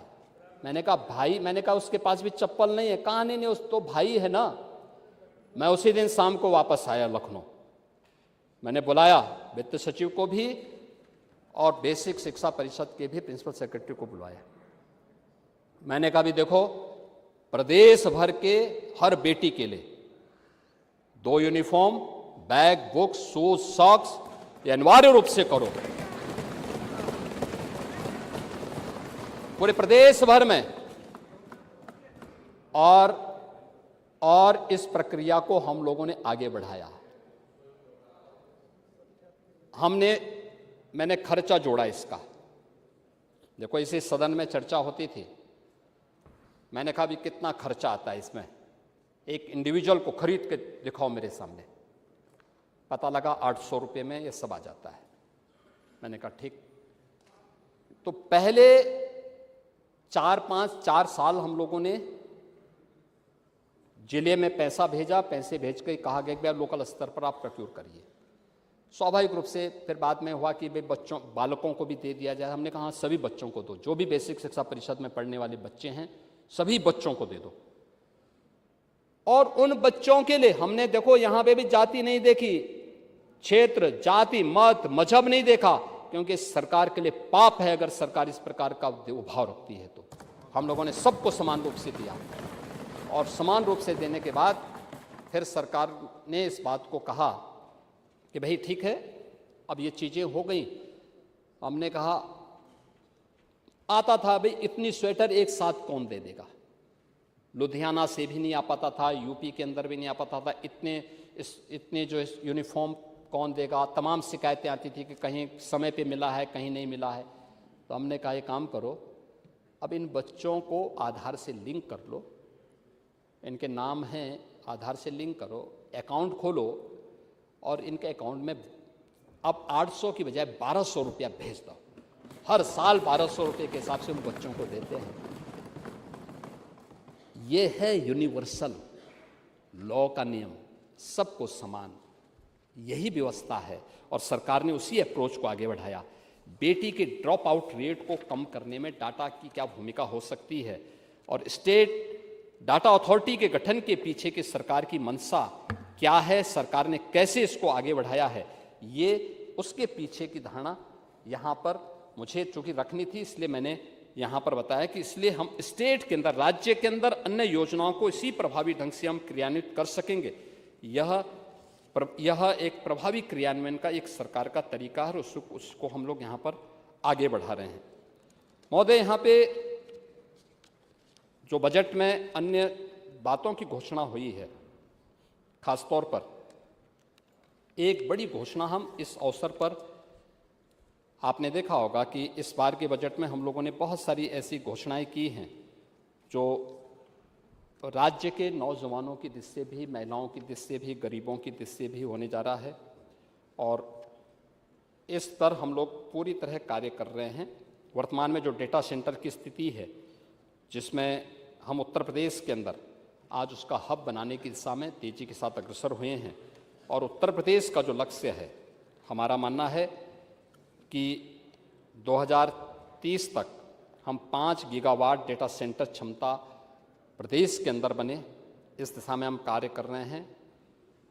4-5 बड़े डाटा सेंटर क्लस्टर की स्थापना का कार्य, और इसके लिए हम लोगों ने अभी से व्यवस्था प्रारंभ की है, और हाईटेक इकोसिस्टम का विकास और उसके स्किल के साथ रोजगार सृजन भी उसके माध्यम से होगा। बहुत सारे रोजगार उसके साथ हम लोग एक साथ करने जा रहे हैं, और इन सभी कार्यों के साथ ही स्टेट डाटा अथॉरिटी के गठन के लिए भी हमने 100 करोड़ रुपए की व्यवस्था इस बजट में यहाँ पर की है, और इसको हम लोग यहाँ पे इसलिए सदन में आए हैं। दूसरा है जो इमर्जिंग टेक्नोलॉजी का दूसरा फील्ड है, वह है रोबोटिक्स का। आपने देखा होगा बहुत सारी चीज़ें हम लोगों को लगता था ये अनह्यूमन है, लेकिन चाहते हुए भी नहीं कर पाते थे। जैसे कोई लोड या अनलोड करना हो, अब एक व्यक्ति 1 कुंटल का बोरा लेकर के ट्रक पे या किसी मालगाड़ी में लाद रहा है। वास्तव में ये चीज़ें अनह्यूमन है, लेकिन अब इसका स्थान रोबोटिक ले सकता है। खेतों में दवा डालने का काम पहले किसान अपने हाथों से करता था।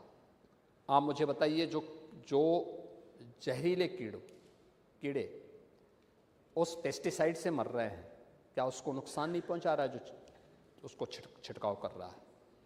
आज उसका स्थान ड्रोन ने ले लिया है। प्रदेश ने ड्रोन हब के लिए सेंटर ऑफ एक्सीलेंस विकसित करने के लिए आईआईटी कानपुर को गत वर्ष उनके साथ एमओयू किया था, उसको आगे बढ़ाया था, और इस बार रोबोटिक के लिए हम लोगों ने इस रोबोटिक मिशन के लॉन्च हम लोगों ने किया है। इसमें भी 100 करोड़ की व्यवस्था हम लोगों ने 100 करोड़ रुपए की व्यवस्था की है, और हम इस दिशा में तेजी से कार्य करके उत्तर प्रदेश को एक नई ऊंचाई तक पहुंचाने का काम करेंगे, और इसको हम लोग आगे बढ़ाने का काम करेंगे। प्रदेश के अंदर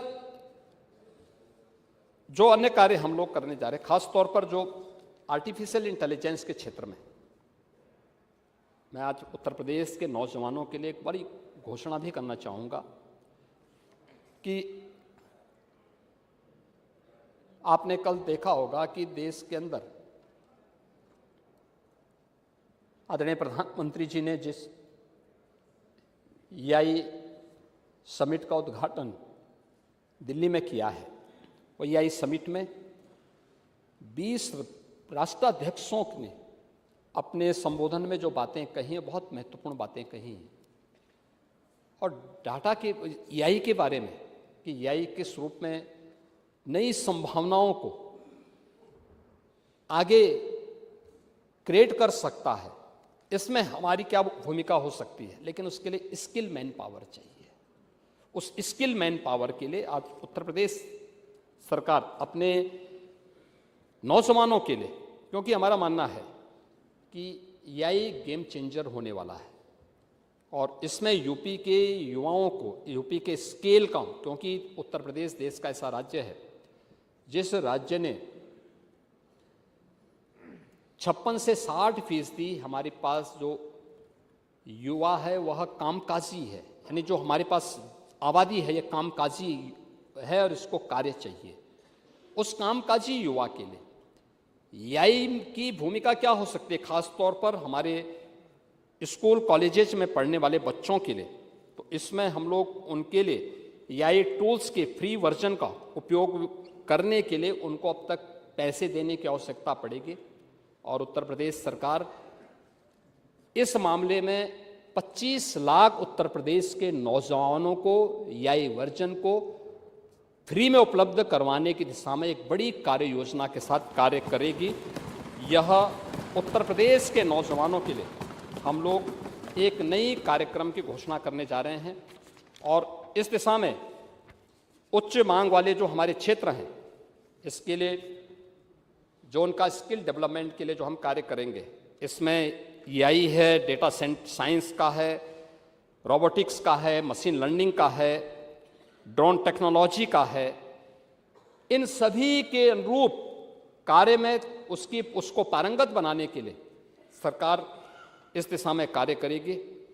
स्टार्टअप और इनोवेशन के लिए एआई हब की स्थापना और इसमें गवर्नमेंट के अप्रोच को आगे बढ़ाने के लिए, क्या शिक्षा के क्षेत्र में, क्या स्वास्थ्य के क्षेत्र में, क्या एग्रीकल्चर के क्षेत्र में, इन सब पर हम लोग नए स्टार्टअप को भी स्थापित करने के दिशा में कार्य करेंगे।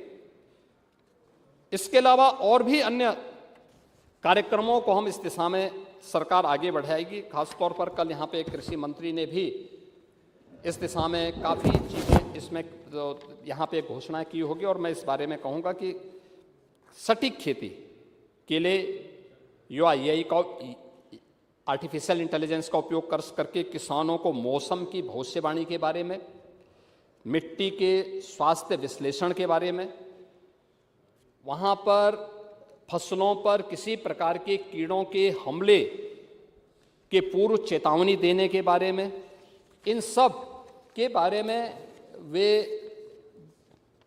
एआई के माध्यम से उनको उपयोगी रूप से सहयोग कर सकते हैं और उसके माध्यम से अपना एक अच्छा कार्य कर सकते हैं। और यूपी के युवाओं के लिए ई कॉमर्स और सप्लाई चेन प्रबंधन में भी यह एक बड़ी भूमिका का निर्वहन कर सकते हैं और उत्तर प्रदेश सरकार इसके लिए अपने युवाओं को काफ़ी इसमें उनके स्किल डेवलपमेंट के लिए और उनको आगे की सुविधा उपलब्ध करवाने में पूरा सहयोग करेगी। महोदय,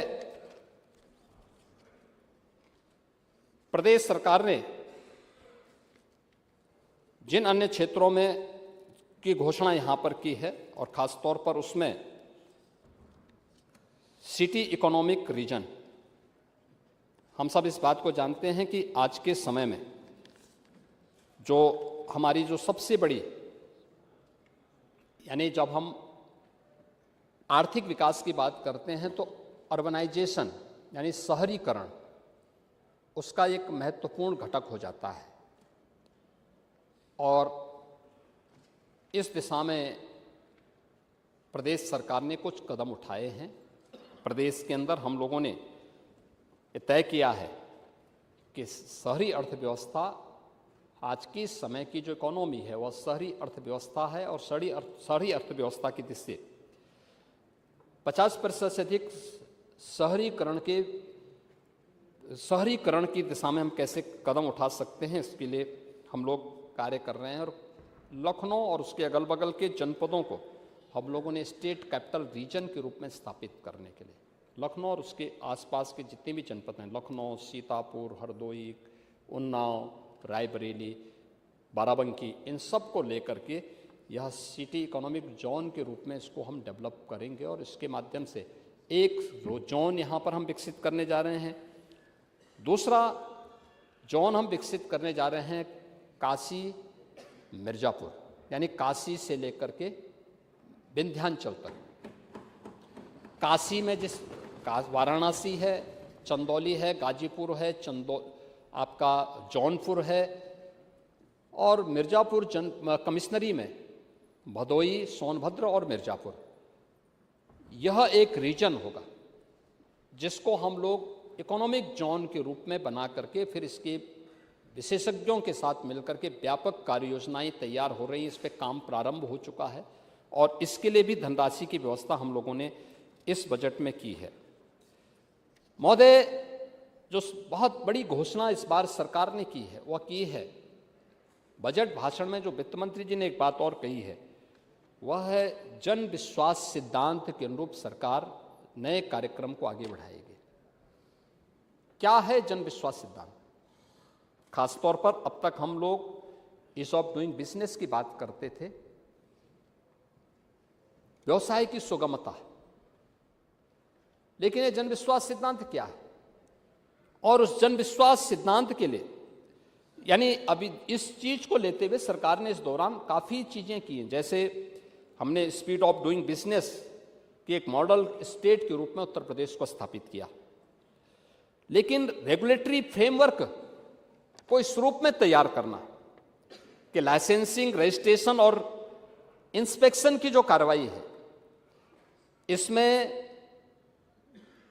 विश्वास पर आधारित हो, सेल्फ सर्टिफिकेशन के साथ हम जोड़ सकें। और एक बहुत बड़ा कदम होगा ये। आप देखते होंगे, आप तो विभिन्न विभागों में थे, कोई एक एफिलिएशन देना होता था तो एफिलिएशन के लिए इतने कागज मांगे जाते हैं। मेरा मानना है एक पेज में लेना चाहिए, एक पेज, एक एफिडेविट और एक पेज। अगर दूसरा व्यक्ति गलत बोल रहा है तो आप उसके अनुसार कार्रवाई करिए, बाकी चीजें समाप्त करिए। हम लोगों ने एमएसएमई सेक्टर में किया था। हम लोगों ने कहा ये जो 96 लाख एमएसएमई यूनिट लगे हैं कोविड कालखंड के अंदर, हम लोगों ने कहा कि नहीं भाई, सारी चीजों को समाप्त करो, एक साथ इसको लागू करो कि 1000 दिनों तक आप इन कार्यों को इसको लाइसेंसिंग की सारी प्रक्रिया को आप 1000 दिन के अंदर ले लेना। लेकिन 1000 दिन के अंदर आप अपना उद्योग लगाइए, चलाइए, कोई आपको पूछेगा नहीं, कहीं कोई समस्या नहीं आएगी। ऐसी ही समस्या, इसी बात को लेकर के सरकार ने किया है। इसको हम पहले 53 विभागों पे लागू करने जा रहे हैं और इसके लिए हमने स्टेट ट्रांसफॉर्मेशन कमीशन को इसका नोडल विभाग के रूप में नामित किया है कि वह इस पर कार्य करे, इसको तेजी के साथ आगे करें। उत्तर प्रदेश के अंदर एक बड़ी घोषणा हम आज करने जा रहे हैं, वह तीसरी हमारी बड़ी घोषणा है, वह है डिजिटल एंटरप्रेन्योर योजना। आप हमेशा इस बात को कहते रहे हैं कि गांव के लिए क्या हो रहा है, और आज हम उत्तर प्रदेश राज्य में की बात जब हम करते हैं तो अब बहुत सारी चीजें हमारे पास होती हैं। 8000 हमारी न्याय पंचायतें हैं और गांवों में इन 8000 न्याय पंचायतों को जोड़ने के लिए कभी गांव की जो ग्राम स्वराज का मॉडल था वो अपने आप में एक बहुत सेल्फ सफिशिएंट मॉडल था, बहुत अच्छा मॉडल हुआ करता था, आत्मनिर्भरता के लक्ष्य को प्राप्त करता था।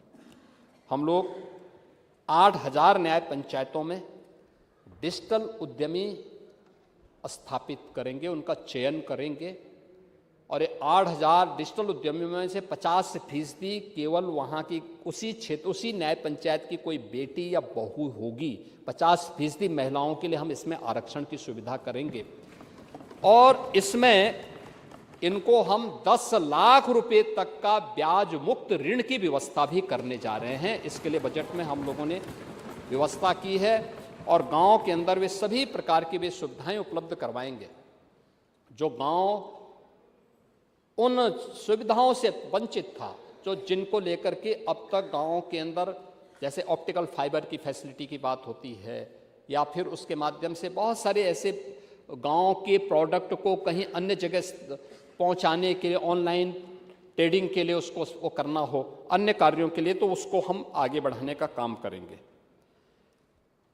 मातृशक्ति को ही समर्पित एक नई स्कीम हम आज यहाँ पे करने जा रहे हैं, वह है जो यूनियन बजट में घोषणा की है सी मार्ट की।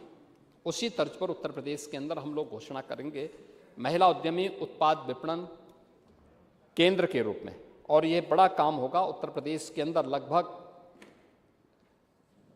1 करोड़ जो SHGs काम करती है, सेल्फ हेल्प ग्रुप्स काम करती हैं, और इनका उत्पादन, इनके द्वारा जो प्रोडक्ट अब तक तैयार किया जाता था, उनके लिए केंद्र मिल पाना बहुत कठिन होता था। Railway station, airport, bus station, बड़े बाजार में, महिला शोरूम में ये सभी चीज़ें नहीं हो सकती थी, और उसमें कठिनाई भी होती थी, नहीं होता था, नहीं मिलता था, प्रोडक्ट की क्वालिटी को लेके प्रश्न खड़े होते थे, बहुत सारी जगह बहुत सारी चीज़ें होती थी।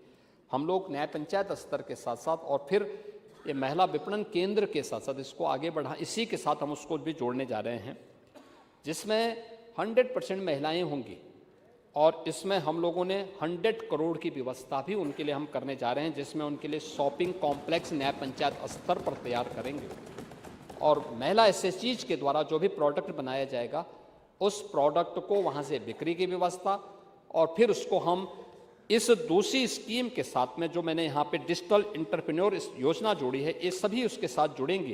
तो ये स्कीम अपने आप में वहाँ के लोकल उत्पाद के साथ साथ ढेर सारी महिलाओं को, 1 करोड़ से अधिक महिलाओं को इसके साथ जोड़ने में और उसके माध्यम से उन्हें आत्मनिर्भर बनाने के लिए सरकार कार्य करेगी, इस दिशा में आगे बढ़ेगी।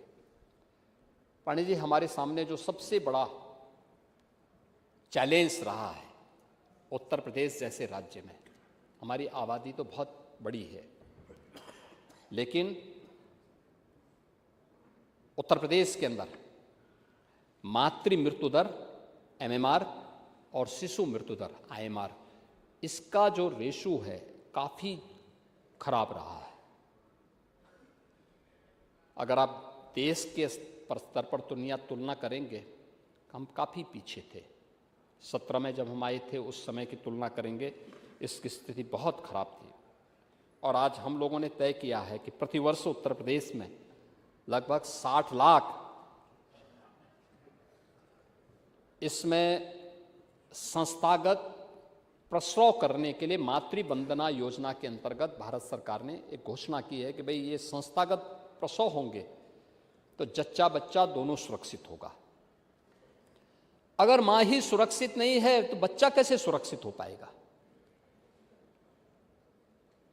और इसके लिए ध्यान नहीं दिया गया, और इस बार हम लोगों ने तय किया है कि 60 लाख सुरक्षित प्रसव प्रतिवर्ष सुनिश्चित हो, इसके लिए भी 1000 करोड़ रुपए की व्यवस्था हम इस बार करने जा रहे हैं, और उसको संस्थागत स्वरूप देंगे, एम्पैनल्ड हॉस्पिटल में सुनिश्चित करेंगे, इंसेंटिव देंगे, और सुरक्षित मातृवंदना योजना के साथ साथ इस योजना के माध्यम से, क्योंकि अभी भी जो ये संस्थागत प्रसव होता है इसमें ज़्यादातर सरकारी हॉस्पिटलों में होता है, लेकिन जहां पर कोई अच्छे सुपर स्पेशलिटी के प्राइवेट हॉस्पिटल हैं, उनके पास सुविधा है, तो CGHS के रेट के साथ हम उसको जोड़ करके बात करेंगे।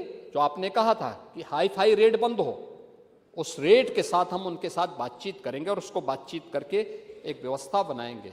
लेकिन वहां तक पहुंचाना, उस गरीब को वहां तक पहुंचाना, क्योंकि गरीब उस हाई फाई भवन को देख करके भयभीत होता है, पहुंच नहीं पाता है, उसकी वहां आसान पहुंच हो, इसके लिए सरकार उसमें 1000 करोड़ रुपए की व्यवस्था भी सुनिश्चित करेगी।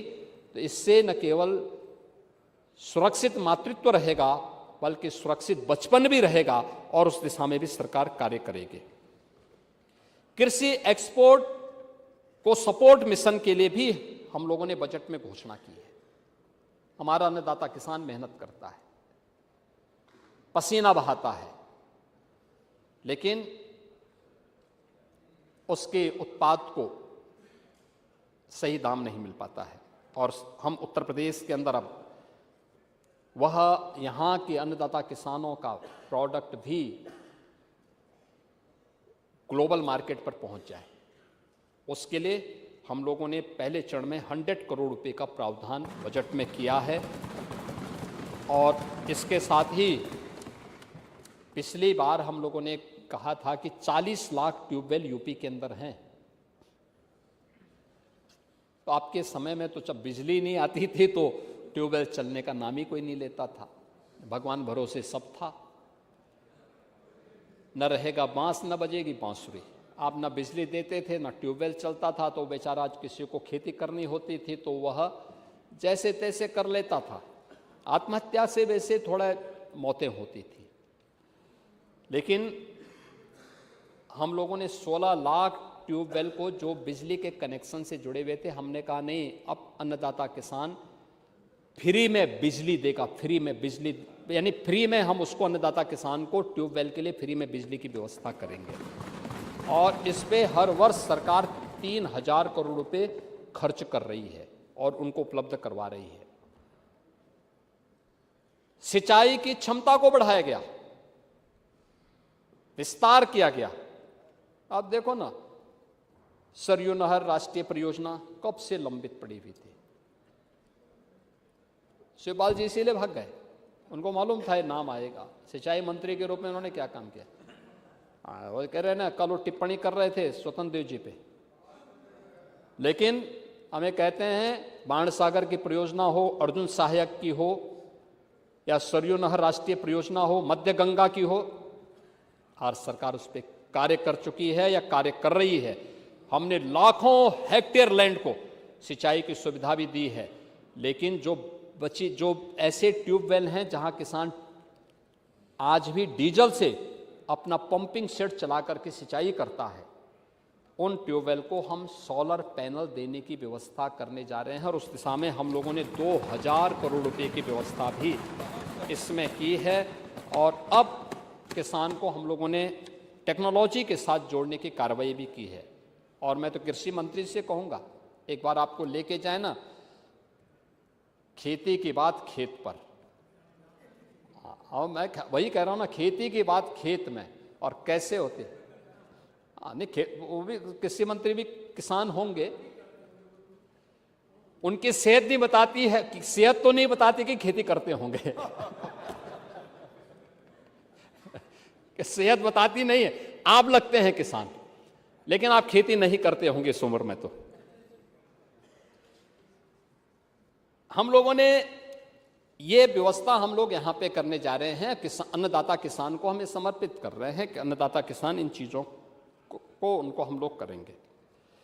बेसिक शिक्षा के लिए जो इंफ्रास्ट्रक्चर की आप बात कर रहे थे, आपने इसमें बहुत सारी चीजें कही थी, हमने बहुत सारी चीजें इसमें नोट की हैं। उसमें ड्रॉप आउट रेट के बारे में मैंने आपको पहले ही बता दिया है कि किस प्रकार की स्थिति थी। कंपोजिट विद्यालय के बारे में मैंने आपको बताया है। लेकिन कुछ चीजें जो इसमें देखी गई, बेसिक इंफ्रास्ट्रक्चर की पहले की तुलना में गुणवत्ता अच्छी हुई है, आप भी इस बात को महसूस करते होंगे। उन्हें डिजिटल सशक्तिकरण करने की दिशा में सरकार ने स्मार्ट क्लासेस दी, डिजिटल लाइब्रेरी वहाँ स्थापित की है, ये सभी चीज़ें वहाँ पर की हैं। और ऑपरेशन कायाकल्प में मिशन निपुण और डिजिटल एजुकेशन को भी सरकार ने बहुत महत्वपूर्ण कदम वहाँ पर उठाए हैं। बाकी चीज़ें जो मैंने आपको बताया है कि कंपोजिट सीएम कंपोजिट विद्यालय के लिए भी हम लोगों ने धनराशि की व्यवस्था की है। हाँ, आपने जब याद दिलाया है तो ये चीज़ें मैं कल देख रहा था कि कल मेरे पास कुछ मान्य विधायकगण आए थे, उन्होंने कहा कि साहब जो है कस्तूरबा गांधी विद्यालय हमारे यहाँ भी मिल जाता तो। और मैं आज बड़ी घोषणा करने जा रहा हूँ, जिन विकास खंडों में कस्तूरबा विद्यालय नहीं है, उन विद्यालयों के लिए भी कस्तूरबा गांधी विकास आवासीय विद्यालय स्थापित करने के लिए 580 करोड़ रुपए की व्यवस्था हम लोगों ने इस बजट में की है। ये गरीब बालिकाओं के लिए है, पिछड़ी जाति के वे बच्चियां जो स्कूल नहीं जा पाती थी, पिछड़ी जाति के बच्चियों के लिए, उनको हम ये व्यवस्था करने जा रहे हैं। इसके अलावा स्कूल सुरक्षा ऑडिट के पश्चात अनुरक्षण कार्य के लिए भी 300 करोड़ की व्यवस्था की गई है। शिक्षक और उनके कार्मिकों के आश्रित परिवार के लिए कैशलेस चिकित्सा की व्यवस्था, सीएम कंपोजिट विद्यालय के लिए 2382 करोड़ रुपए की व्यवस्था, और प्राथमिक विद्यालयों में स्मार्ट क्लास बने इसके लिए 300 करोड़ रुपए की व्यवस्था की है। और साथ साथ शिक्षा मित्र और निदेशकों के लिए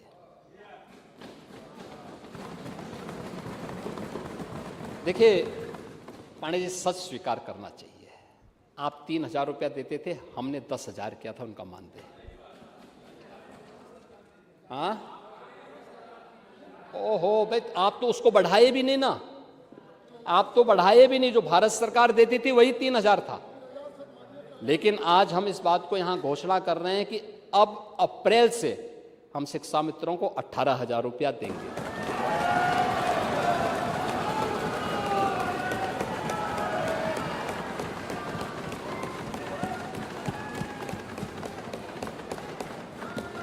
अनुदेशक 17,000 रुपये पाएगा और उसको तत्काल हम लोग एक भुगतान करने की व्यवस्था करने जा रहे हैं।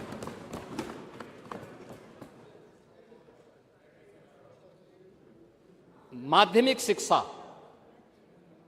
देखिए, आप लोगों के कारनामों से उनकी सेवाएं समाप्त करने के लिए माननीय उच्चतम न्यायालय ने कहा था। यानी आप लोग किसी का भला नहीं कर सकते, लेकिन उनके जीवन के साथ खिलवाड़ जरूर कर देते हैं। ये जरूर, इसमें आपको, इसमें विशेषज्ञता हासिल है। लेकिन हम लोगों ने 3,000 से 10,000 मानदेय क्या, और आज 18,000 भी हमारी सरकार करने जा रही है। और 5 लाख रुपए का कैशलेस सुविधा भी सरकार ने हमारी सरकार ने किया है। हैं? मैं आ रहा हूं ना अभी, अब बैठे ना, मैं आ रहा हूं अभी। पंडित जी थोड़ा, अरे हाउस के नियम कैसे चलते हैं आपसे ज्यादा कौन जानता है।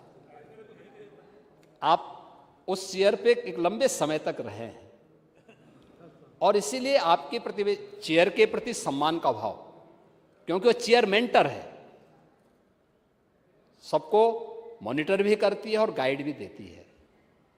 और आप उस चेयर में रहे हैं इसलिए, और आपकी उम्र के नाते भी पड़ोसी हैं, इस नाते तो होगा ही, लेकिन साथ साथ इस नाते भी आपको हम सम्मान देते हैं। नहीं, पड़ोसी के नाते इसलिए, लेकिन उम्र भी है ना, दूसरा सहजता है, सरलता है, अनावश्यक को नहीं करते हैं। और ठीक है, संगत का थोड़ा बहुत प्रभाव पड़ेगा, है? नहीं, ओ नहीं, देखो ऐसा नहीं भाई, देखो सम्मान होना चाहिए। माध्यमिक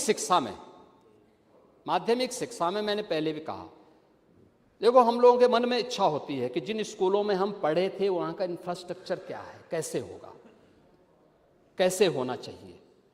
और मैं तो आप सभी माननीय सदस्यों से भी कहूंगा, कुछ करिए जरूर उन स्कूलों के लिए जिन स्कूलों में पढ़े हैं। सरकार पैसा दे रही है और आपको तो केवल अपनी निधि से पैसा देना है। केवल कुछ पैसा आप दे देंगे, बाकी 75% पैसा अगर गवर्नमेंट है तब तो फ्री, कुछ नहीं आपको देना, केवल पहल कर देनी है। लेकिन अगर गवर्नमेंट एडेड है तो वहां पर हम लोगों को व्यवस्था देनी चाहिए कि 25% पैसा हम कहीं से इकट्ठा करवा करके CSR से दें, अपनी निधि से दें, कैसे दें, और बाकी 75% पैसा सरकार दे रही है। आखिर वहां पे कोई भी बच्चा पढ़ेगा तो यूपी का बच्चा पढ़ेगा, हमें उसके लिए अच्छा इंफ्रास्ट्रक्चर देना चाहिए उसको, और उसके लिए सरकार ने काम किया है और उस पर हम लोग पूरी व्यवस्था के साथ कार्य कर रहे हैं। प्रोजेक्ट अलंकार के साथ साथ हम लोगों ने खेल इंफ्रास्ट्रक्चर पर भी यहाँ पर सहयोग किया है। PM श्री के अतिरिक्त भवन निर्माण के लिए भी हम लोगों ने पैसे की व्यवस्था की है, और बालिकाओं के लिए 300 करोड़ रुपए हम दे रहे हैं उनको, वहां पर सैनिटरी नैपकिन के लिए 300 करोड़ रुपए की व्यवस्था माध्यमिक शिक्षा के स्तर पर हम बालिकाओं को ये दे रहे हैं, इसको देने जा रहे हैं। और कैशलेस की व्यवस्था सभी शिक्षकों के साथ साथ शिक्षणोत्तर कर्मचारियों को देने की व्यवस्था भी सरकार ने इस बजट में की है, और उसको हम करेंगे। कुछ लोग इसमें अनावश्यक गफलत पैदा कर रहे हैं, लेकिन ये उसका हिस्सा है और उसको हम लोग उसके तहत ही इस कार्य को करेंगे। आपने उच्च शिक्षा की आप बात कर रहे थे। उच्च शिक्षा में quality education, skill, research and digital ecosystem infrastructure के लिए भी सरकार ने आज एक ग्लोबल कंपटीशन के लिए अपने आप को तैयार करने की दिशा में आगे बढ़ा है, और सरकार ने इसके लिए तमाम अन्य कार्यक्रमों को आगे बढ़ाया है। देखिए, नेक का जो मूल्यांकन होता था उसमें अगर आप देखेंगे तो यूपी की छलांग क्या है। आपके समय में नेक का मूल्यांकन और उसमें जो हमें ये प्लस प्लस की जो रैंकिंग मिली थी वह आपके समय में 0 थी। आज प्रदेश के 6 राज्य विश्वविद्यालय ऐसे हैं जिन्हें ये रैंकिंग प्राप्त हुई है। नेक एक्रीडेटेड संस्थान में जो पहले 95 से कम थे, आज उनकी संख्या 158 हुई है और नेशनल इंस्टीट्यूशनल रैंकिंग फ्रेमवर्क में NIRF में ये संख्या आपके समय में 32 थी, आज ये बढ़ करके 158 हुई है और वैश्विक मंचों पर QS रैंकिंग में प्रदेश की अपनी एक नई पहचान स्थापित हुई है। पेटेंट फाइलिंग 17 के पहले ये बहुत कम थी, मेरा अनुमान है कि 50-60 रही होगी। और इस यानी जो हमारा वित्तीय वर्ष ये चल रहा है, इसी में अब तक की जो हमारी पेटेंट फाइलिंग हुई है यूपी के अंदर, उसमें 5,677 ये पेटेंट फाइलिंग यूपी के विश्वविद्यालयों से हुई है और विश्वविद्यालयों के स्तर पर, उच्च शिक्षण संस्थानों के स्तर पर हुई है। और स्वीकृत पेटेंट की संख्या अब तक लगभग 350 उत्तर प्रदेश के अंदर हुई है। ये इस दौरान आपके समय में ये संख्या केवल 1 थी। आप लोग जो बड़ी हाई फाई की बात करते हैं उसमें और आज क्या अंतर है, ये आज इसके माध्यम से हम लोग देख सकते हैं और इसको हम लोगों ने कैसे आगे बढ़ाने का काम किया है। प्रदेश ने इस दिशा में जो कार्य किए हैं, खासतौर पर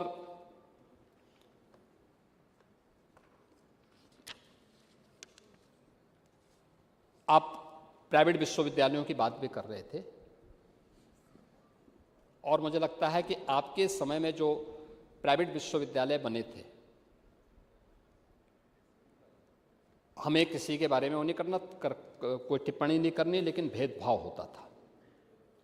हमारे समय में भेदभाव नहीं होता है। हमने एक पॉलिसी बनाई, पिक एंड चूज नहीं किया, एक पॉलिसी बना दी। इस पॉलिसी को जो भी नियमों का पालन करेगा हम मान्यता देंगे।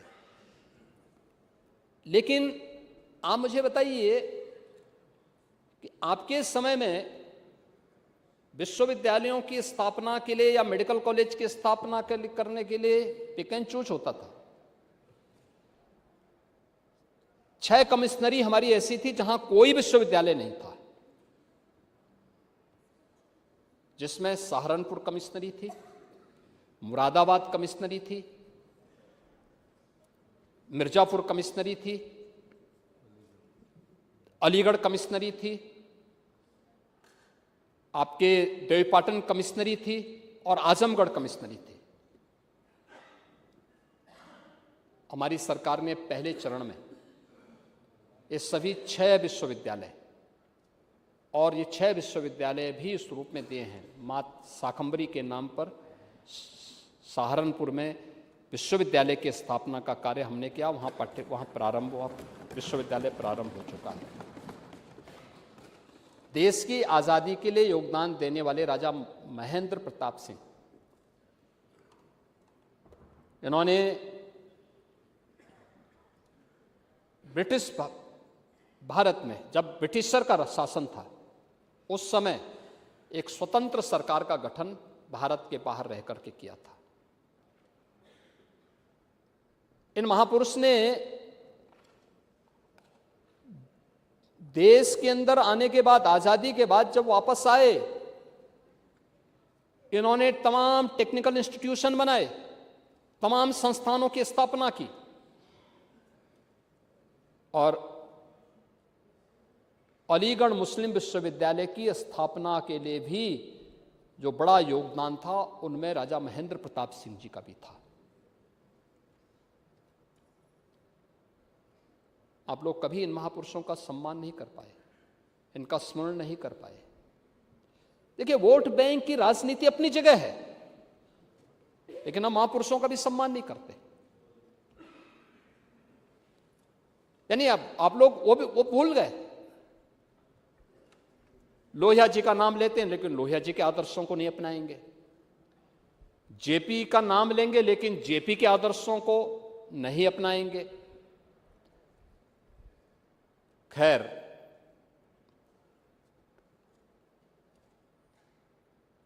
महाराज सोहेलदेव के नाम पर आजमगढ़ में विश्वविद्यालय है। ये डबल इंजन की हमारी सरकार ने बनाया है। बन गया विश्वविद्यालय, प्रारंभ हो चुका आजमगढ़ में विश्वविद्यालय। आप जाइए एक बार राजभर जी लेके जाइए पांडे जी को भी। गए थे? नहीं, अभी मैं आ रहा हूं भी तो उस दिशा में भी।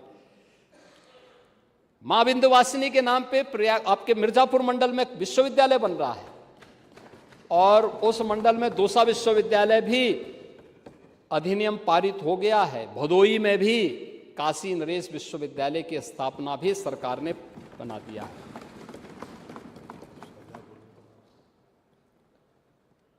यानी ये सरकार की देवीपाटन में मां पाटेश्वरी के नाम पे विश्वविद्यालय की स्थापना का कार्य युद्ध स्तर पर कार्य चल रहा है। क्लासेस प्रारंभ हो चुकी है।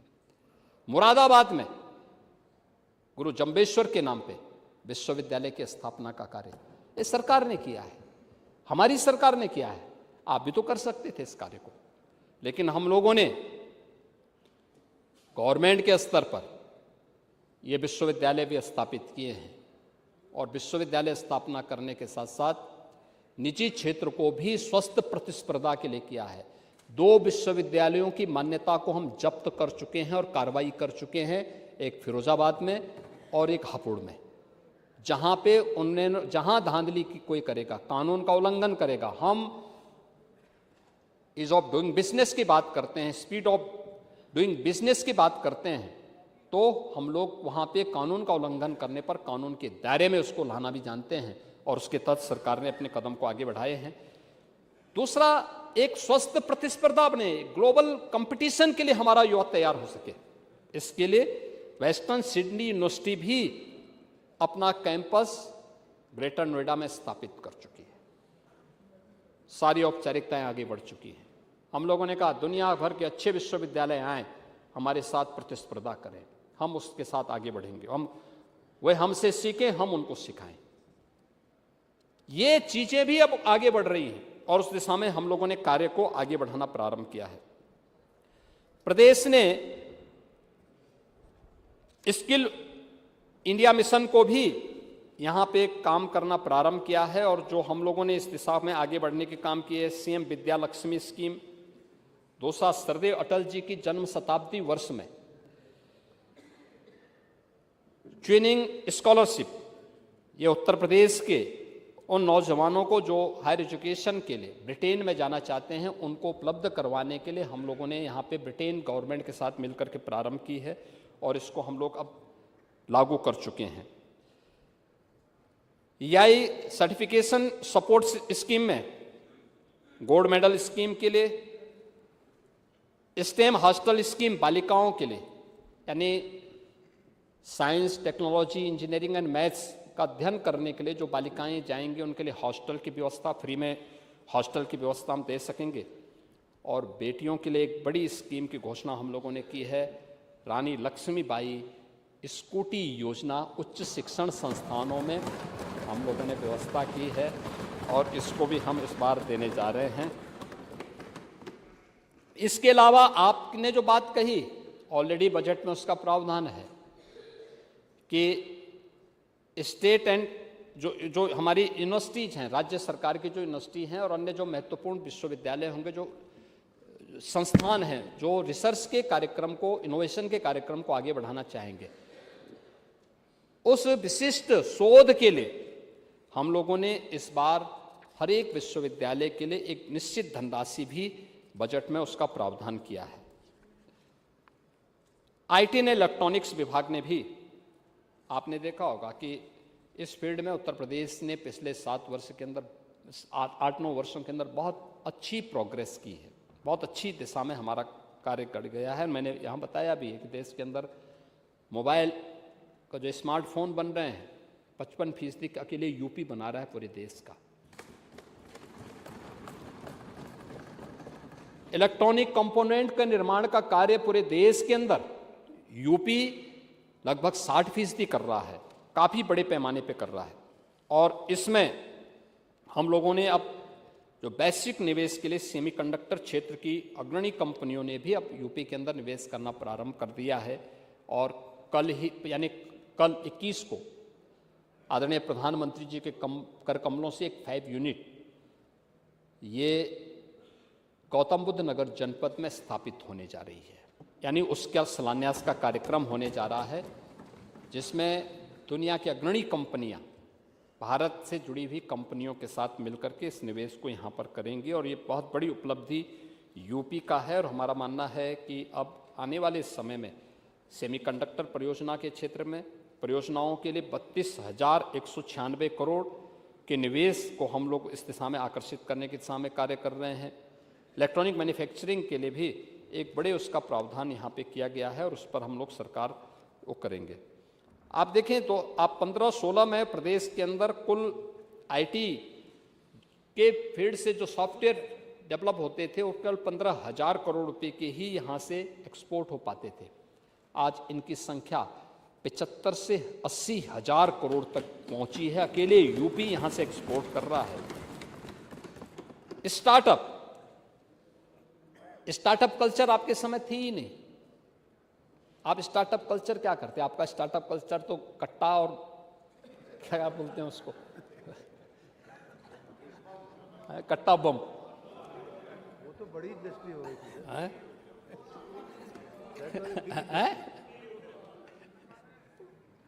लेकिन आज यूपी के अंदर 20,000 से अधिक पंजीकृत स्टार्टअप हैं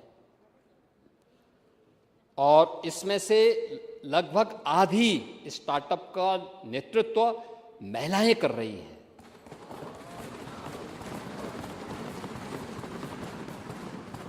और जो नेशनल स्टार्टअप रैंकिंग है उसमें यूपी टॉप परफॉर्मर स्टेट के रूप में उत्तर प्रदेश ने स्थान प्राप्त किया है।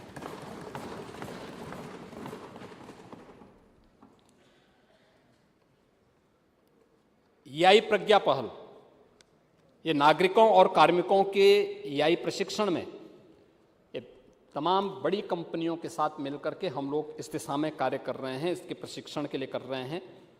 और मैं अध्यक्ष जी आपको धन्यवाद दूंगा कि आपने पिछले वर्ष ही इस सदन के माननीय सदस्यों को एआई में पारंगत बनाने की दिशा में एक प्रशिक्षण के कार्यक्रम को यहाँ पे प्रारंभ किया था। और हम लोग प्रयास करेंगे कि ये अनवरत चलने वाली प्रक्रिया का हिस्सा बनना चाहिए। हम लोगों ने इलेक्ट्रॉनिक कंपोनेंट में आत्मनिर्भरता और ग्लोबल वैल्यू चेन में हिस्सेदारी बढ़ाने के लिए भी कार्यक्रम को आगे बढ़ाया है। उत्तर प्रदेश में इस दिशा में हम लोग तमाम अन्य कार्यक्रमों के साथ सरकार इसके लिए कार्य कर रही है। और प्रदेश ने जो महत्वपूर्ण कार्य इसमें होने जा रहे हैं, खासतौर पर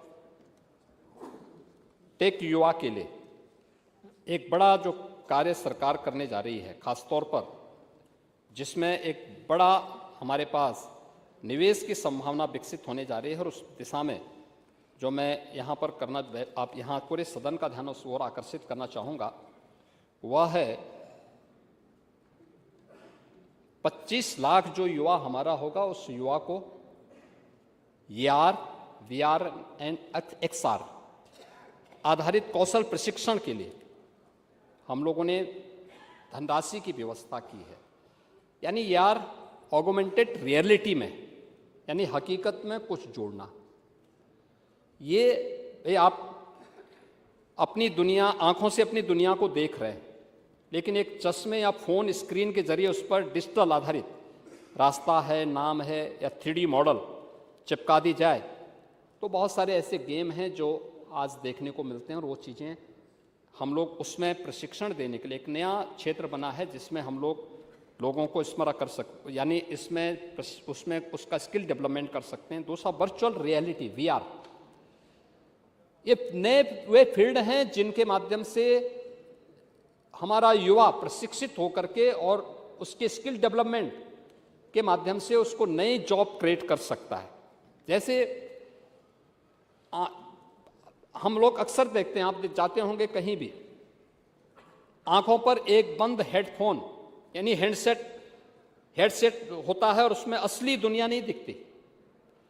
आप पूरी तरह से एक कंप्यूटर जनरेटेड दुनिया के अंदर होते हैं और उसमें जैसे कोई बुजुर्ग अपने घर में बैठा है या कोई ऐसा व्यक्ति जो